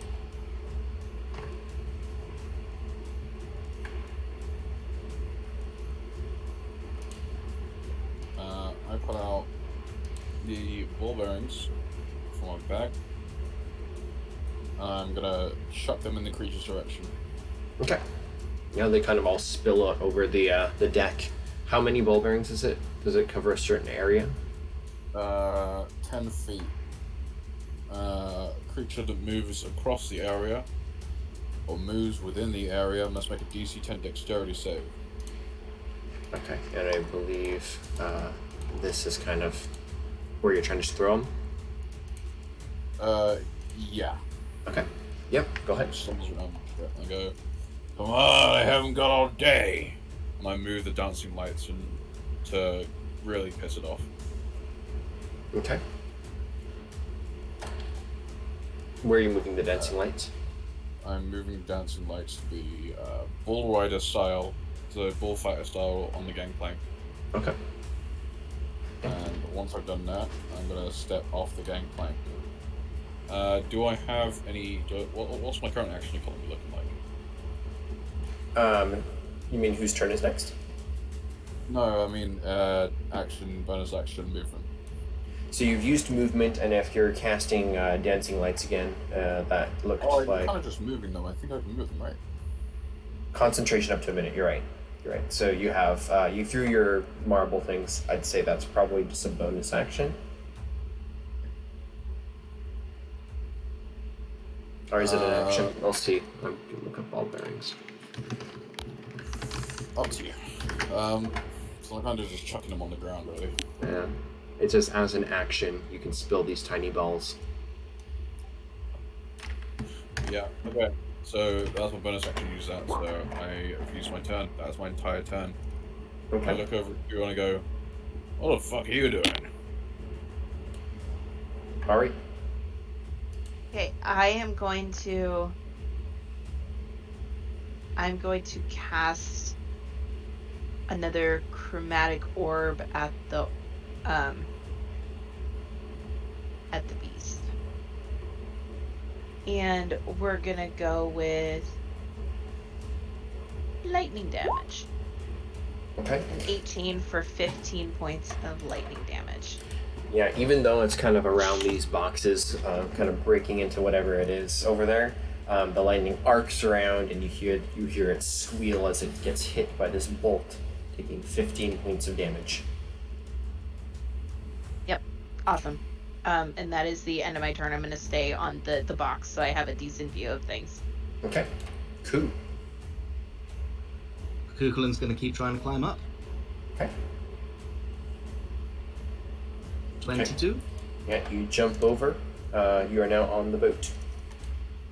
You can see that there's this boar mauling into the boxes, and it looks to be, if you roll a perception check, trying to do something to the interior of the box. 22 again. You can see that, especially as its turn is next, it is pouring out necrotic-looking energy out of its mouth and snout into what looks to be a bunch of trail rations, which is kind of assembling and morphing together all these bacon strips. Oh my god. Oh my god. That was Oh my beautiful. Adrian, Yes. That's amazing. Yes to all of this. Okay, guess we're doing this then. Do I still have my movement and action and stuff? Yeah, you do. Not the bonus action, because with a 22, that's enough to kind of jump over, but it takes bonus to do it. Okay.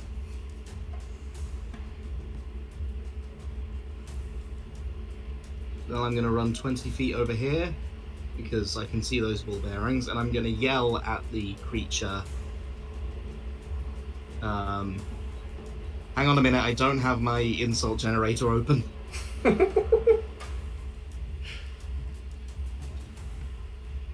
2 seconds. I wasn't expecting to try to use Vicious Mockery today.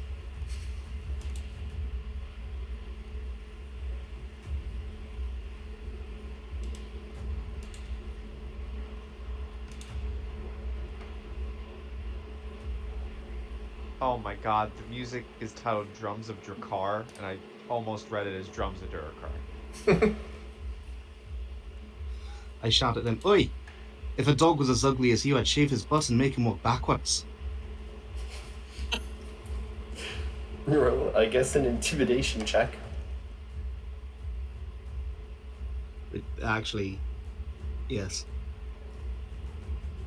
4. So I would like to use that inspiration, because I Okay. really want to insult this guy. Okay. Go ahead. 17. Okay, well, it will alter what it's going to do on its turn then. So this necrotic breath that it's kind of breathing onto this box of rations that it's been kind of gorging into, it stops, shifts its head towards your direction, and then lets out a vicious squeal and begins to charge you. Dexterity saving throw on the ball bearings. Falls down prone. What else does ball bearings do, actually? Yes. Must succeed on a dex or fall prone, then moves at half speed. So it falls prone, gets up for half speed, moves for half speed again, but it would have enough to actually get there, but it won't be able to use its charge attack. So instead, it is just going to try to gorge you. With 2 attacks, because it can't full attack you. So that is going, well, that's a miss. And that is going to be an 18. Yeah, 18 hits. Okay. And that is going to be another 16 points of damage as the tusks kind of rips through your chest. It does not break into any more boxes, however, and it's Kruka's turn. Okay. 10, 15, onto the gangplank. 20, 25, 30. Can I see it over the boxes? Not these boxes, but you can see that there's this morphing thing in there. Okay, let's see what I'm gonna do here. Oops. Well, I meant to do that anyways, actually. I'm gonna cast Sanctuary on myself. Okay. That's a move and a bonus. Yeah, that's just gonna be my turn. Okay. The bacon. 1,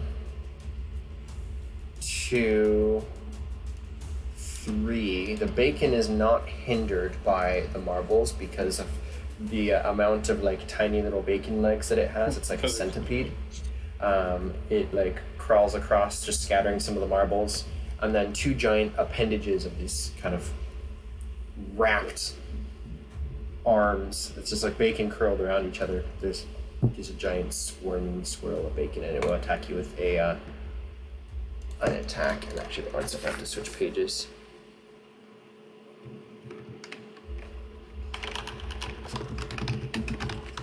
I should have had the sun open because I knew it was going to go. My apologies. So it gets +7, so that's a 19. It needs to make a wisdom save or miss the attack. That is going to be a 19. Yes. 19. Yeah, Okay, that hits. and this is also a 2d8 plus 4. It's a 14. Okay, ouch. That's its turn. Trev. Okay. I'm going to look at Beastie. And I'm going to cast Tasha's Mind Whip. On which one? The big boy. The hog. Okay, that's a fail. Cool. So it takes 13 points of psychic damage, and on its next turn, it must choose whether it gets a move, an action, or a bonus action, and it only gets one. Okay, I will mark that with the red button. It also cannot take a reaction until the end of its next turn. Okay, good to know. I'm going to listen here, you little shit. I'm tired of you. You're ruining the bacon. That's my turn. Ari. You just kind of see Ari shake her head, and she kind of mutters. She's like, "My new best friend really has a mouth on him. My goodness." And then I am going to cast a level 2 shatter right here, and because of my class, right. my 2 compatriots are going to pass their saving throws and not take any damage. Okay, they're both gonna fail even with any bonus.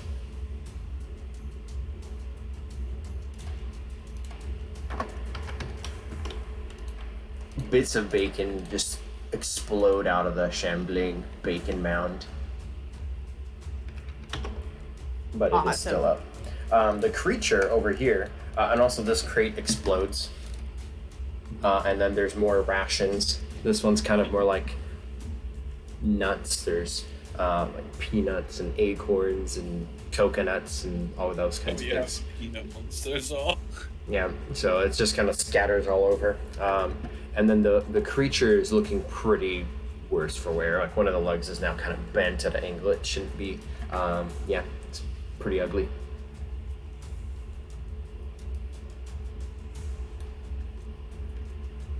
Is that your turn or anything else?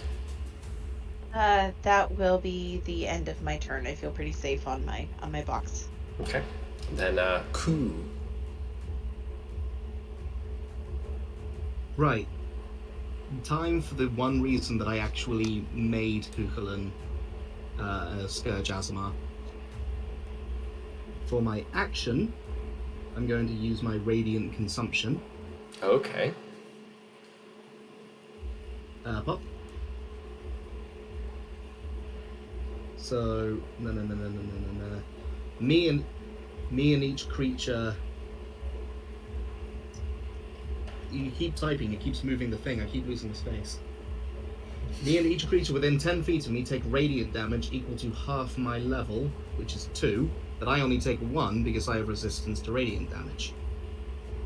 Okay. And as a bonus action, I will rage. So the light shining out from you burns away the flesh on the head of this boar and does double damage. However, it just leaves this bloody skull, and the eyes are bulging out of these open muscle wounds. And I will grow, instead of a tail this time, I will grow... I forgot what they're called. Teeth. So hard Thanks. to remember.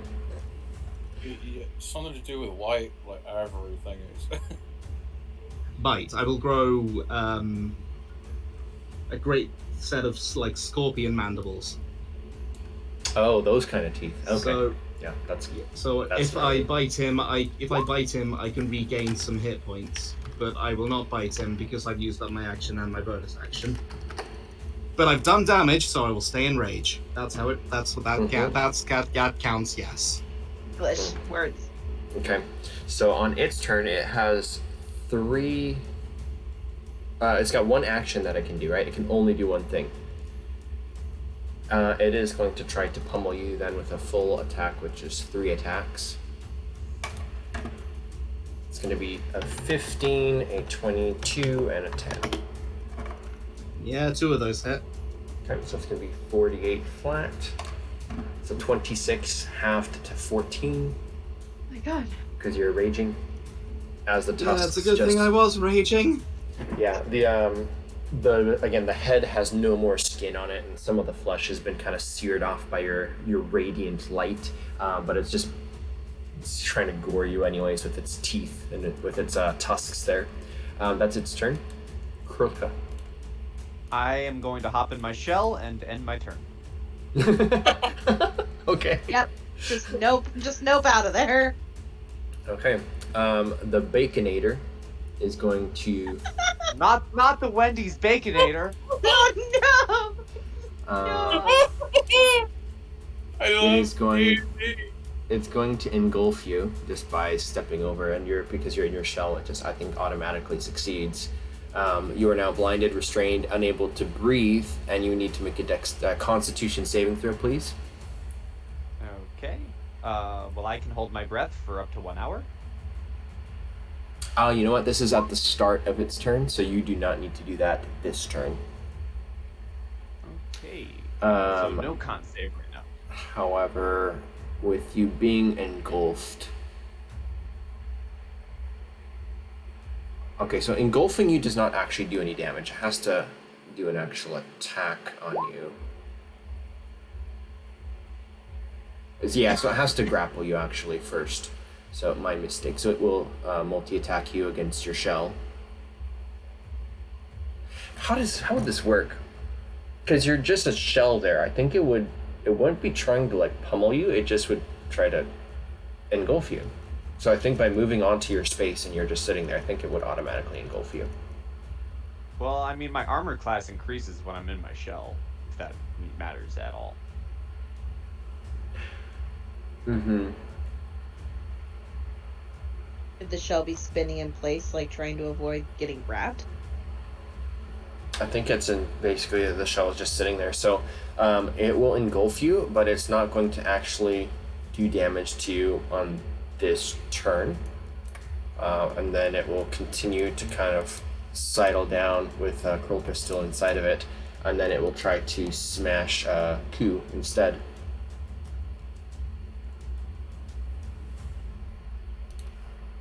And that is going to not hit with an 11.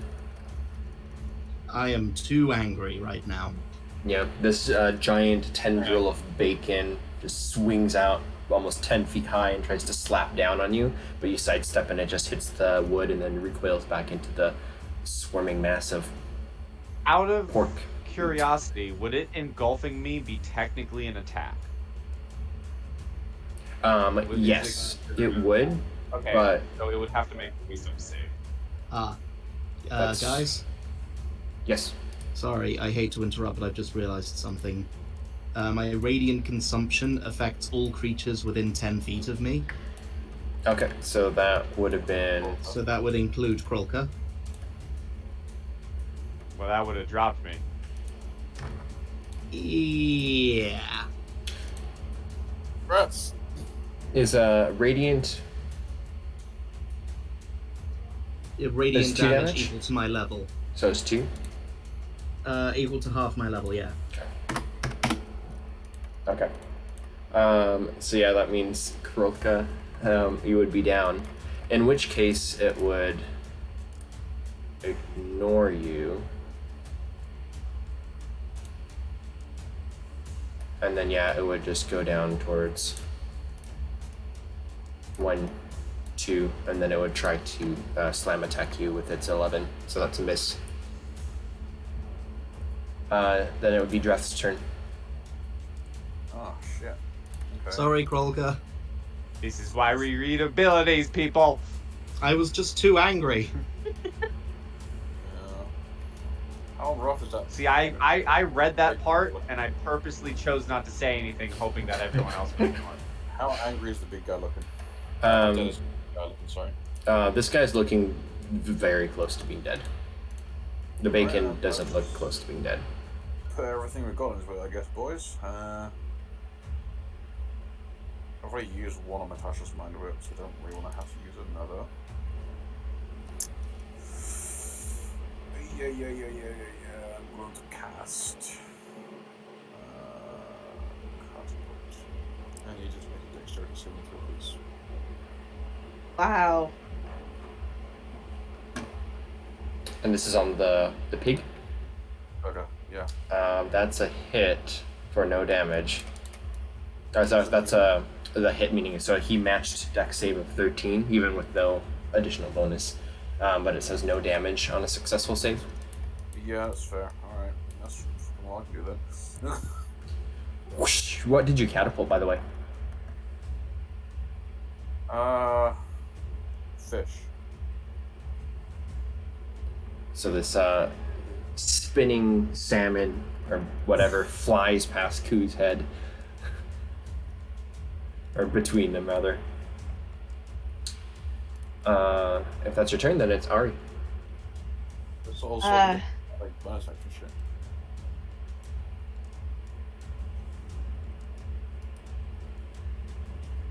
Yeah, I'm gonna go with another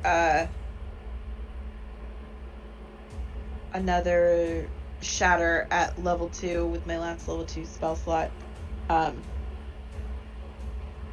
And protecting the fallen body and our standing friend for pitiful damage. Oh my god. Okay, so the shatter blows apart more bacon for 6.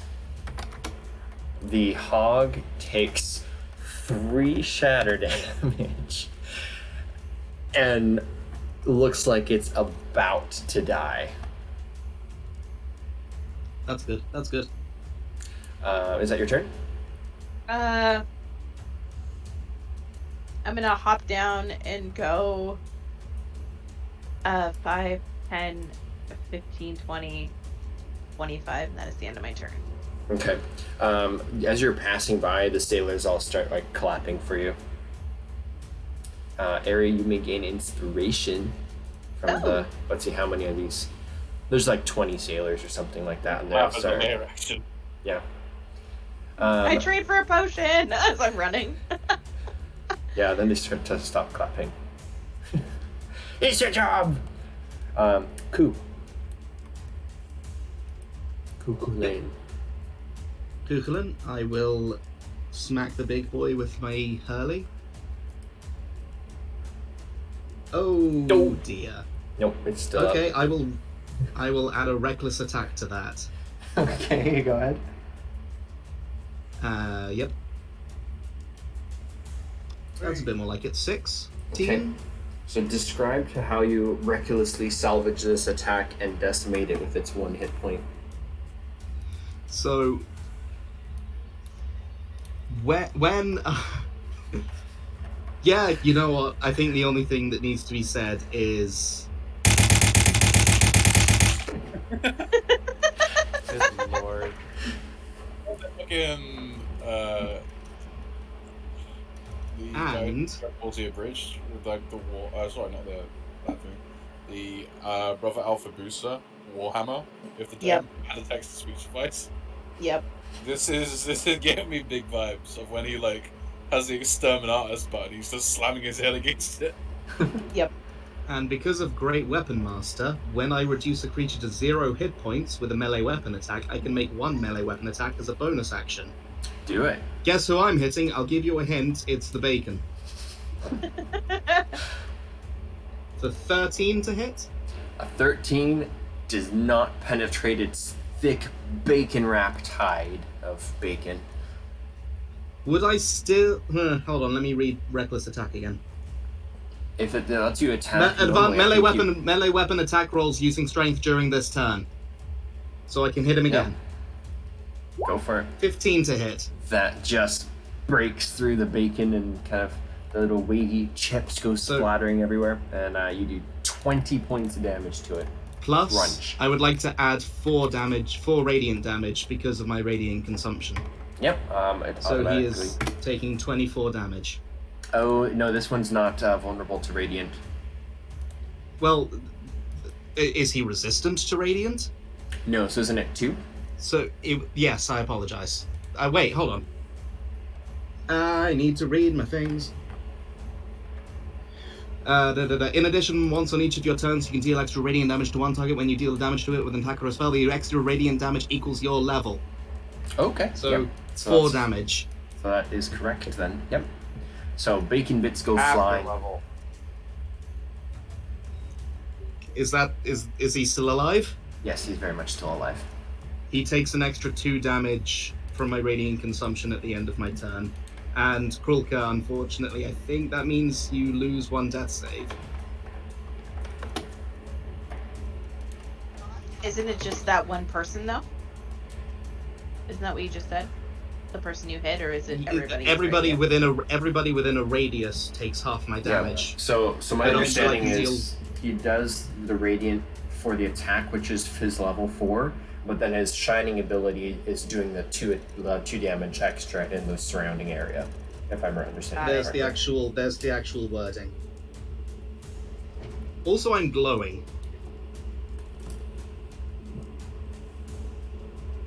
Yes.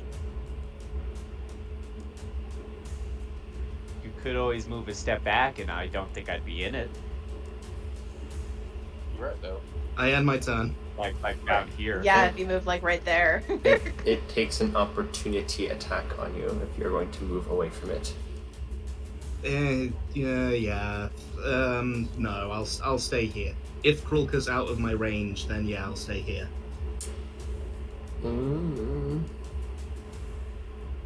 It's mostly out of your range. Accept it, DM. Krulka, roll a death saving throw, please.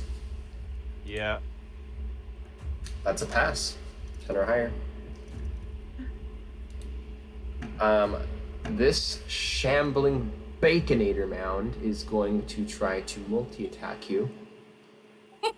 Hey, I like Baconators. Not That's anymore, going you to know. be a 20 and a 9.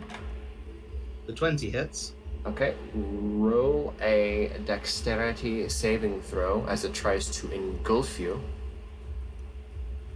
This is at plus I have 4. advantage. 11 half to Would 5. would this count? Yeah, you'd get advantage on the dex save with that. And then you take 5 points of damage from the slam. 14. 14 just manages for you to escape it as it kind of slides forwards.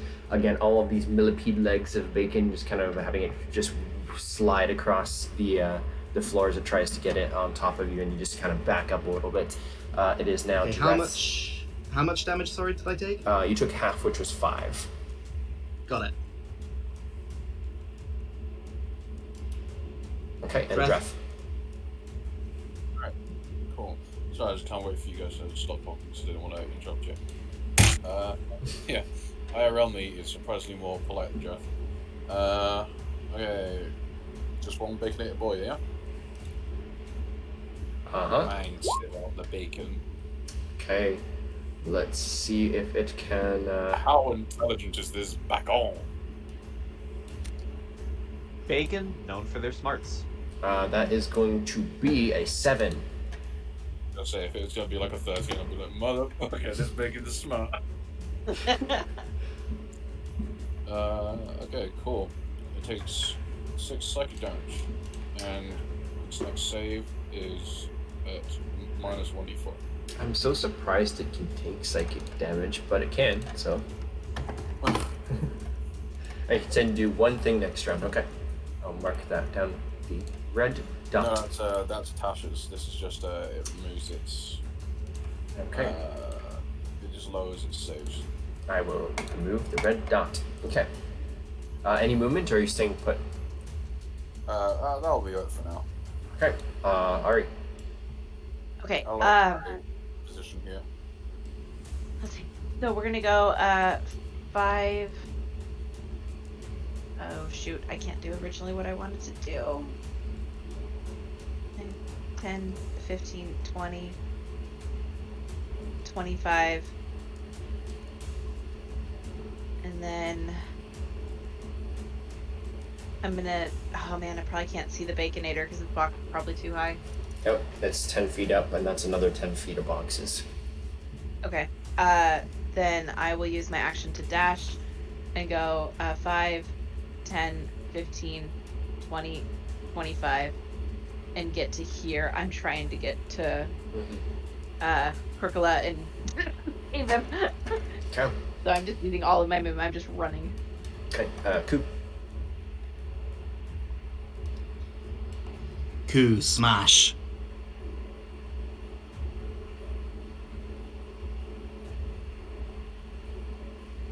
Well, I guess I'm reckless attacking as well, but I guess a 13 doesn't do anything. Oh, does that mean it would have gotten attack advantage on you? I don't remember when you did it last or if I used it. It's fine. Next one, it will get advantage on you if it's still up. Okay, yeah. Go ahead and reroll for your reckless. Or did it? I guess it rolled. Yeah, I kept it on advantage by accident. Did you want to reckless attack? No. I Okay. have changed my mind. Okay. It will miss. Okay. What else would you like to do, if anything?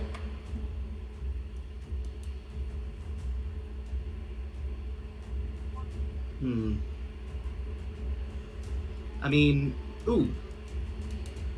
Yes, this is a good idea that will not backfire in any way, shape, or form.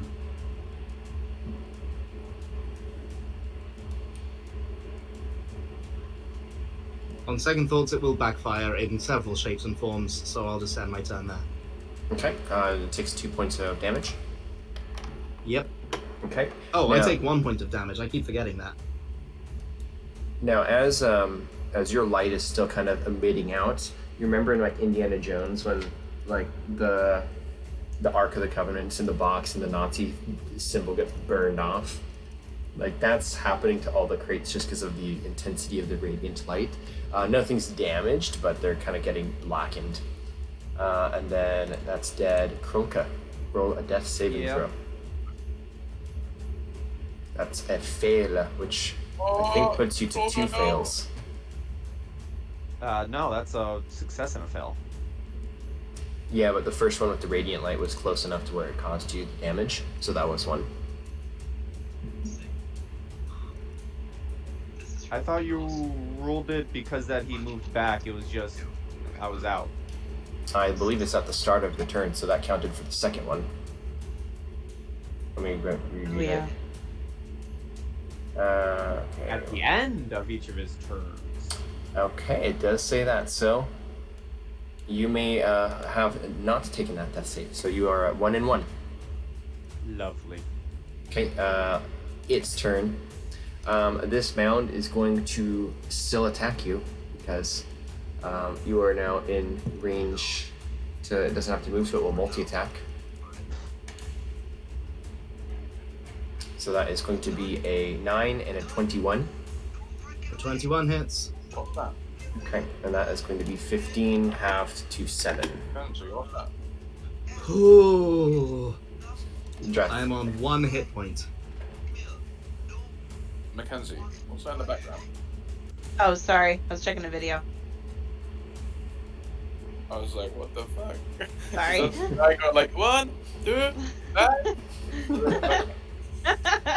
Sorry, that was weird. That was I'm learning how to count. Leave me alone. I have to watch a video. I got up to here.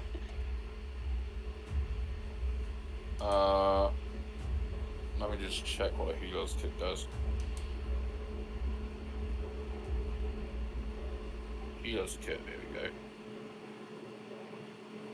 go. I'm going to use one use of my healer's kit to stabilize it. To stabilize Gorka. Okay. So I think that's medicine with advantage with the kit. Or Or is it an action? One use to stabilize a creature that has 0 hit points. Without needing. Without needing the check. Yep. So you automatically stabilize him. He's now at just 0 hit points unconscious. Yeah. So that is a move and an action. Any bonus? No, I'm good. I'm gonna just. Oh man. If you have any more movement, get out of that field. That's what I'm saying. I don't. That's why it's rough of me to make that sort of decision. So I'm gonna fucking start burning. I appreciate that though. Yeah. Fuck. Hold on. Honestly, Hey, it's only 2 damage. Yeah, it's not a lot of burning. Yeah, I just want to see if I have anything that I can use to help me resist it or something. I mean, in my next turn, I could move down 1 space. That is No, true. that's just not what I'm worried about. Cool. Yeah. No, that's all I can do. Okay. Then that is going to be Ari's turn. Alrighty, we're gonna cast a chromatic orb at the bacon, and we're gonna see if we can fry it. Okay, that is 18 points. You smack this chromatic orb of what a fire it looks like, Yeah. and then more of the bacon just kind of melts away. It is starting to shrink down and looking smaller and smaller. It is still up. That is the end of my turn. I'm gonna stay there since I have a clear shot at it. Okay. Coup. I mean, there was a reason that I got the teeth out. I'm gonna try and take a bite of this thing once I move down 1 space to avoid killing Draft. There we go, he's still in 5 feet.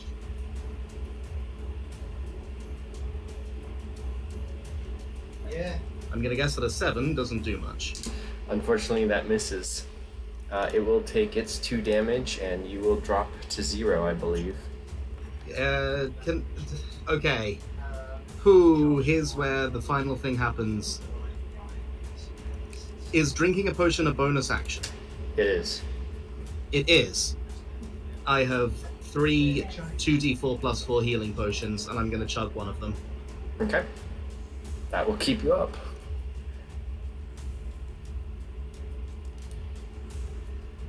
Wow. Yes. That's good. That's a good amount. Though technically it's plus 2, 2d4 plus 2, so that would have actually been 8.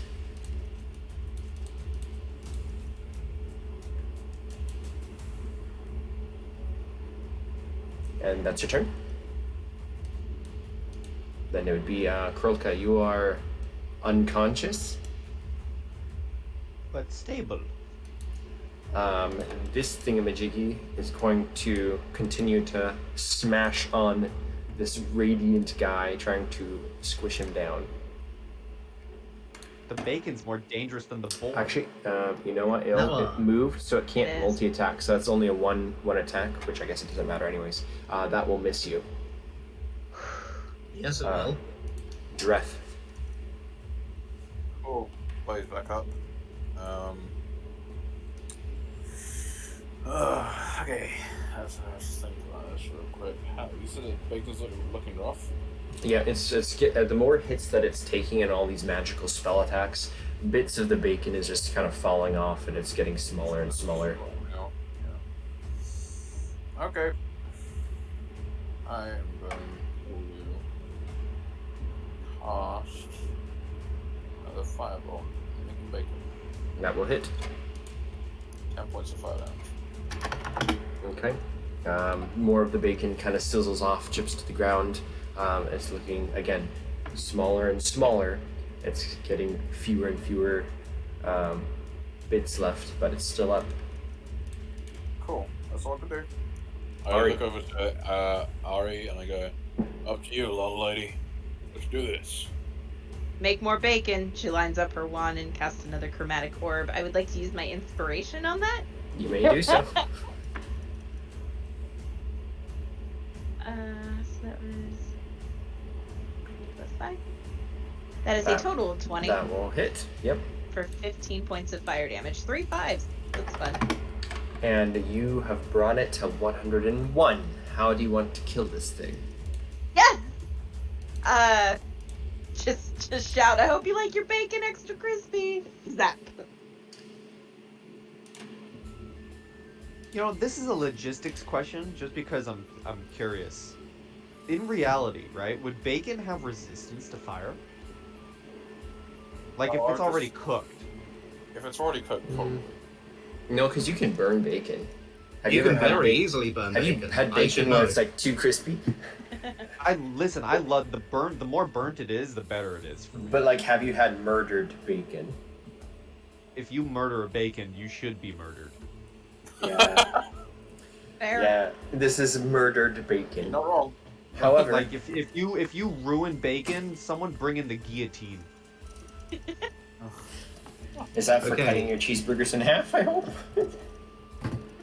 No. So Actually, that would be an amazing thing. Is like a restaurant that has a giant guillotine for cutting sandwiches. A medieval mate. restaurant, and they use a guillotine. Okay. Anyways, the bacon is dead and kind of there's broken bits all over the ground. And again, there's also a broken box with like a bunch of different types of nuts and stuff that's broken on the ground too. But you are unconscious compatriot lays there. What do you do? I mean, I'm running over and healing him with my Hey. healing hands because I'm an Azamar. Okay.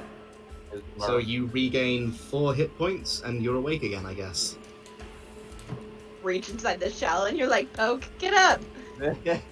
It's Well, I couldn't kick go you inside in the that. ribs. I kick you in I the ribs couldn't go back to inside life. my shell this time. You know, I wasn't able to get inside my shell. So- I take my breath and I just say, the Stormlord deems me worthy. Get up. Wakey storms and bacon. Yeah, everything smells immensely like ham. Oh, don't, dude, just to make me hungry. The crowd on the docks, they're all kind of like cheering for you.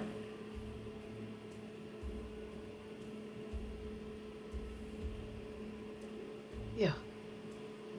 I'm gonna go one moment. I'm gonna walk over to the guys who are cheering for us. And I go, this wonderful display of combat was brought to you by the DDG. Remember, Oh, that's This Thank this you. wonderful Thank you. display of combat was brought to you by PBS. yeah, I'm gonna do like a shameless plug for the guild. Brought to you by the DDG. Don't you forget that. That's amazing. And I'm going to cast Firebolt into the air like a celebratory kind of flare. Awesome. With minor illusion going in the background. Yeah. Yeah, so there's like absolute like And fireworks going I off. will, and I'll thaumaturgy to make the sound of thunder as they go off. I just that's smash my Hurley against the boat. Roll damage. Roll an attack for No, some wait, no, wait, no, wait, no, damage. Against the pig, against the pig, against the dead pig. Oh, that's much more in character. I'm just kind of looking at that. It's just like, this is just your kind of like rage mode. This is catharsis. This is how he calms down. Because nobody's there to flash him. I think we have a dragonborn we need to collect a reward from. Can I wait for a few minutes? Okay, let's go. So, as you exit the docks, the sailors begin to go up and kind of survey damage. They just throw the gooey carcass into the water, and then it's like gone. And then they begin to sweep up all the bacon bits, kind of gauging the damage. They can see that the boar broke this one here, so they aren't going to charge you for the damage from that. But the broken box of the nuts and stuff, that's a value of 150 gold, which would be deducted from the reward, unfortunately. 350? Hmm? Or 350? So the 350 times 4 people is 1400, minus 150 is 1250, Okay. divided by 4. That would, whoops. You know what this reminds you of? So you'd all end up basically with 312 gold pieces and 5 silver. Yeah. You know what this reminds you of? When What? it's like, I need you to kill a guy, and you just go, yeah, I'll do it for 30, and the guy goes, 30k? Alright. And you're like, 30! Ah, yes, a situation that we've all been in. Oh man.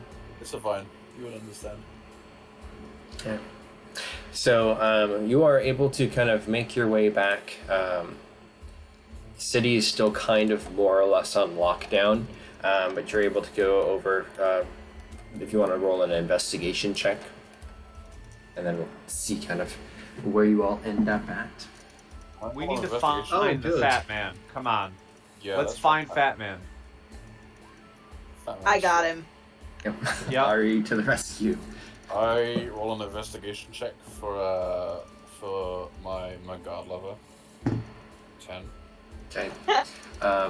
Nobody finds anything that you're looking for except for Ari.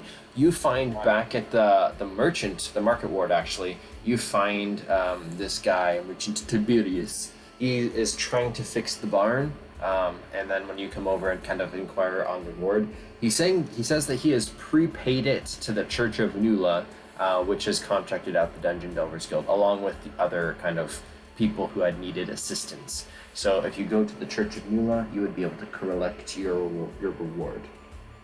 Church, literally called the Church of Mula. Yes. Head to Church of Moolah to get paid. That's beautiful. I will lead the group there. Can I also roll an investigation check to find the guy that her new best friend is supposed to go out on a date with? Okay. How old my day, man? Do you remember the guy's name even? Ernie, you alright? I'm gonna ask about Ernie. I'm gonna ask for Ernie or anybody that was on the where were we at earlier today? The East Road to Vietnam Gates. Okay. Midway today. So, Ari, if you're specifically trying to go find that information out, you can roll an investigation check. Yes, you don't understand. My best friend hasn't been on a date in a long time. This is very I haven't crucial. been on a date This ever. is very important. If- 16. So I just get like betrothed to people and fuck that. So, with a 16, you locate where Ernie is. He's on shift, which is going to be by, let's see, pick any random place in the city that's not here, and that's where Ernie is. Ernie will be on patrol here. Okay, so you kind of go down here. This is kind of more the seedy type of town, but everything's boarded up. But you see like gang graffiti and stuff on this side of town. As you kind of come by, you see another pair of these patrolling guards on their horseback. As you call out, "Hey, Ernie," or whatever, he pulls off his helmet, kind of looks back. It's not the same guy. Ernie was not the guy you were looking for. Never mind. See ya. You have your date? Because I imagine like you went off. He was like, "Oh, he's over." I thought that was Ernie. I mean, it was supposed to be, but I don't know. He never gave me his name. Yeah, and if I remember correctly, you had rolled at a 10 for your investigation trying to find out his name. So you had found out the wrong name. Oh, before I go, I say, hey, Ernie. Oh, yeah. You remember? Do you know who the other guy working on the? And I don't know about the guard patrol earlier today. The East Road to Vietnam gate guy. Yeah, roll an investigation check. Because, god damn it, I'm this far in. I'm gonna get my damn date. 13. Okay. Oh, you must mean Edbert. If this guy proves out not to be the same guy, I'm coming back for you. You know where to find me. I'm off pretty soon, but I mean I work till 7, and the town guard is like over here somewhere. Right. Okay. So where's Edbert? He's over on station up here till 7. Oh, of course he is. Of course he is. Okay. We will get you your damn date. I just look at Arya. I'm gonna go. I'll be right back. I'm gonna get some answers about this guy before I actually decide I want to date him. And I got high standards, right? No, I completely understand. My fiance was that of high standards too, so you gotta look before you find the right one. Sure. However, we are gonna be at the Church of Nula, so Oh, meet Yeah, us I there. was gonna say, while this is happening, I'm going to get paid. Yeah, you Yeah, get paid Copeland's good. for us. I'll head to the Church of Muhaha later. You have a fiance? Yep. Okay. When were you gonna tell me about that, best friend? Well, we met before you and I met, so I didn't really think that was. Come on, we'll go find your boyfriend. I'll tell you all about how I met my Help me on fiance. my Come on, way. let's go. And I crack open another bottle of stolen booze. As we I walk to can't, find him, I his can't say his I've date. stolen it if it's all in my belly. Okay. So, who wants to go first? The reward collection or the town gate? Up to you. I'm getting paid. Can I ask that Krolka gets my money as well, so he can hand it over to me afterwards? You can ask him to. Yeah, I I can do that. get him away. Okay. So as you enter into the Church of Nula, you hear the kind of pure voices of many people singing kind of in a choir. It's all lit through bright windows of stained glass, and you see a bunch of tabaxi and catfolk and people, more like animal-esque, like beast walkers and stuff. Nula is an animal goddess, so most of the patrons here are furries of some variation or another. So these guys. yeah, you come in and can move their tokens on map layer. You would see one of the clerics coming down. She's kind of a young adult tabaxi. She's kind of wearing more clerical robes, not armors or anything, but she welcomes you and finding out upon that you're from the Dungeon Delvers Guild, issues you to a back office where you are able to collect reward. She says it's going to be a slight wait while they have someone run and kind of verify that the threats are all dealt with the town guard. And so you are all ushered into kind of a waiting room, or you can wait in the church in the kind of main area.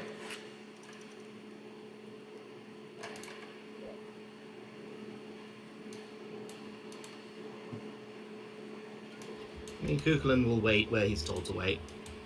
Okay, so that'll be Yeah, off. so would Broka. He would just Either- be doing some prayers to the Storm Lord. Kukulin doesn't have a huge amount of agency in this situation. He's just chill. Okay. So as you are all waiting, cutting back over to the town watch,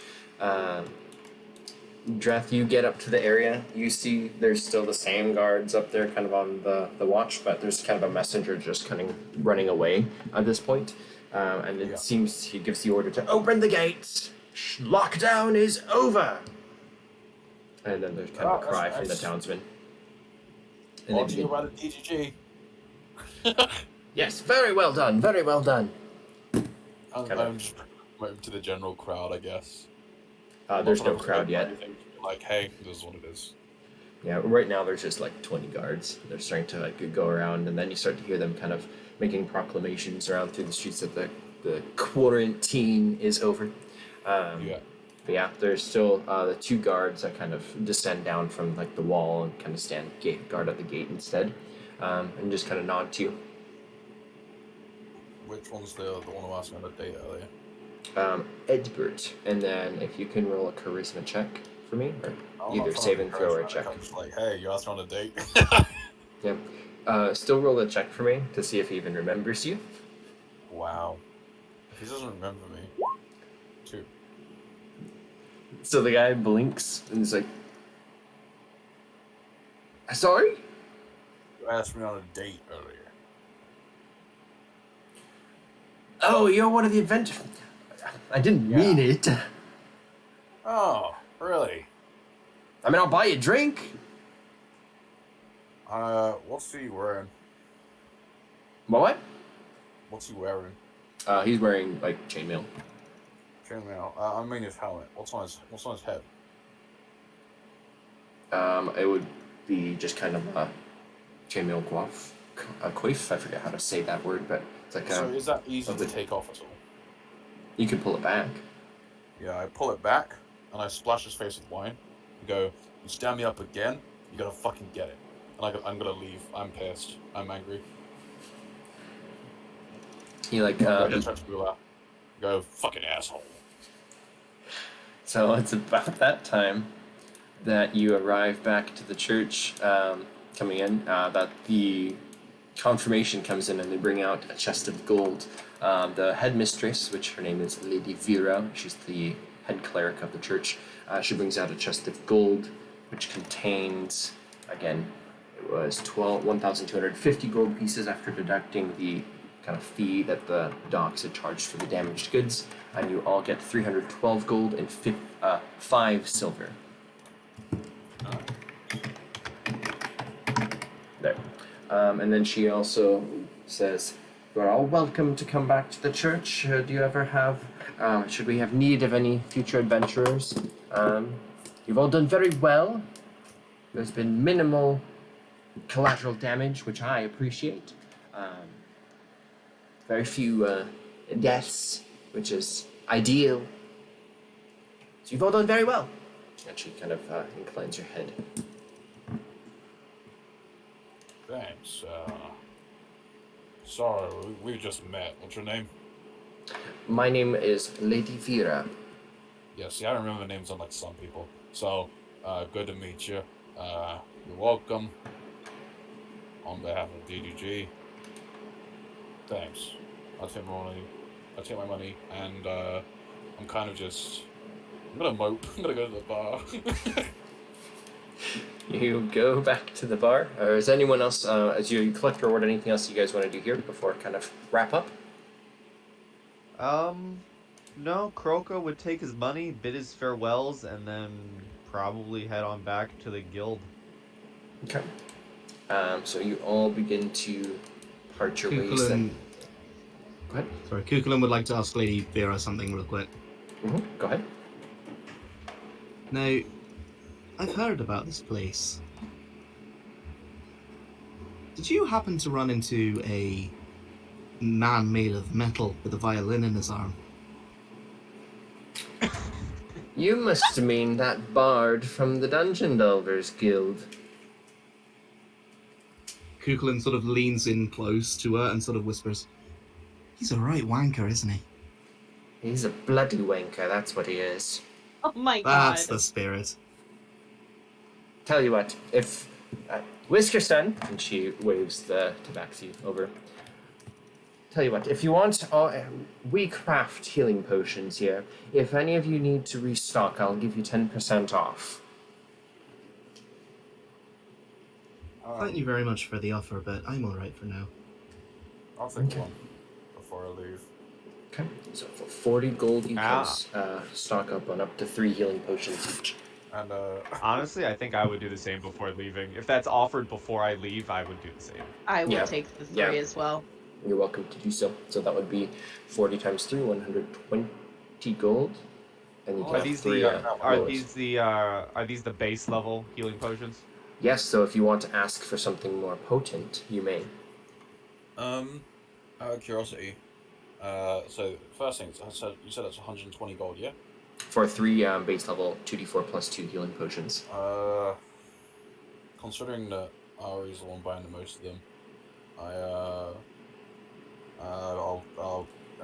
flip the check. Aw. Thank you, new best friend. Don't say anything about it. Okay, we'll go to the tavern and I'll make you another one of those drinks and then you'll start to feel better. I look at the priest lady. I go, any good places in this town to get a date? She raises her head. Well, the Or her priest. Not in my church. Oh, I meant outside of the church, as in the town, city thing. We don't approve of brothels in this town. You probably have to go I'm to asking some. about a date, not a. Oh God, no. Come on. Ari will pull on your pant leg to get your attention down to her. Tug tug. Yes. What's up? If you want one of those, and she points to Lady Vera, the brothel thingies. Asking for You what? you have to actually go to Zandretta. That's a different church. I was not expecting you to say that. But okay. No, I'm not looking for that. That's something else. Okay. No, I'm being serious. Like, I don't. Why does everybody think I'm just trying to get a quick delay in? Perhaps because you need it, mate. I mean, probably. But Kukulin will take his leave and bash his head against the doorframe. Yeah, Croca would buy his stuff and then leave. Listen, we'll Jesus. listen, listen. We'll talk. Watch your We'll talk. head. We'll talk more on our way back to the DDG. But you know what you really need? You really need to find yourself a good gnome. I have a couple brothers. He's just gonna he's gonna blue screen. I'm kidding. You wouldn't want my brothers anyway. Let's go. Okay. So, Draft, if you're heading back to the pub, it's still empty. Anybody else wanting to do anything besides that? Otherwise, you kind of head back. That will be the end of our game. Amazing. Yay! Oh, Round of applause, everybody. Oh, good lord. Getty, and I need to play more. We're a great duo. My parents are applauding. Yeah. Thanks, guys. Cool. Well, I'm going to end the recording. Awesome shit. Thank you all for playing. Happy Valentine's Day. I'm sorry you didn't get your date on such a special day. Tried, okay. But anyways, everyone, see you in the next one. It's okay. Have a relax. Bye, everyone. Happy Dungeon Delving.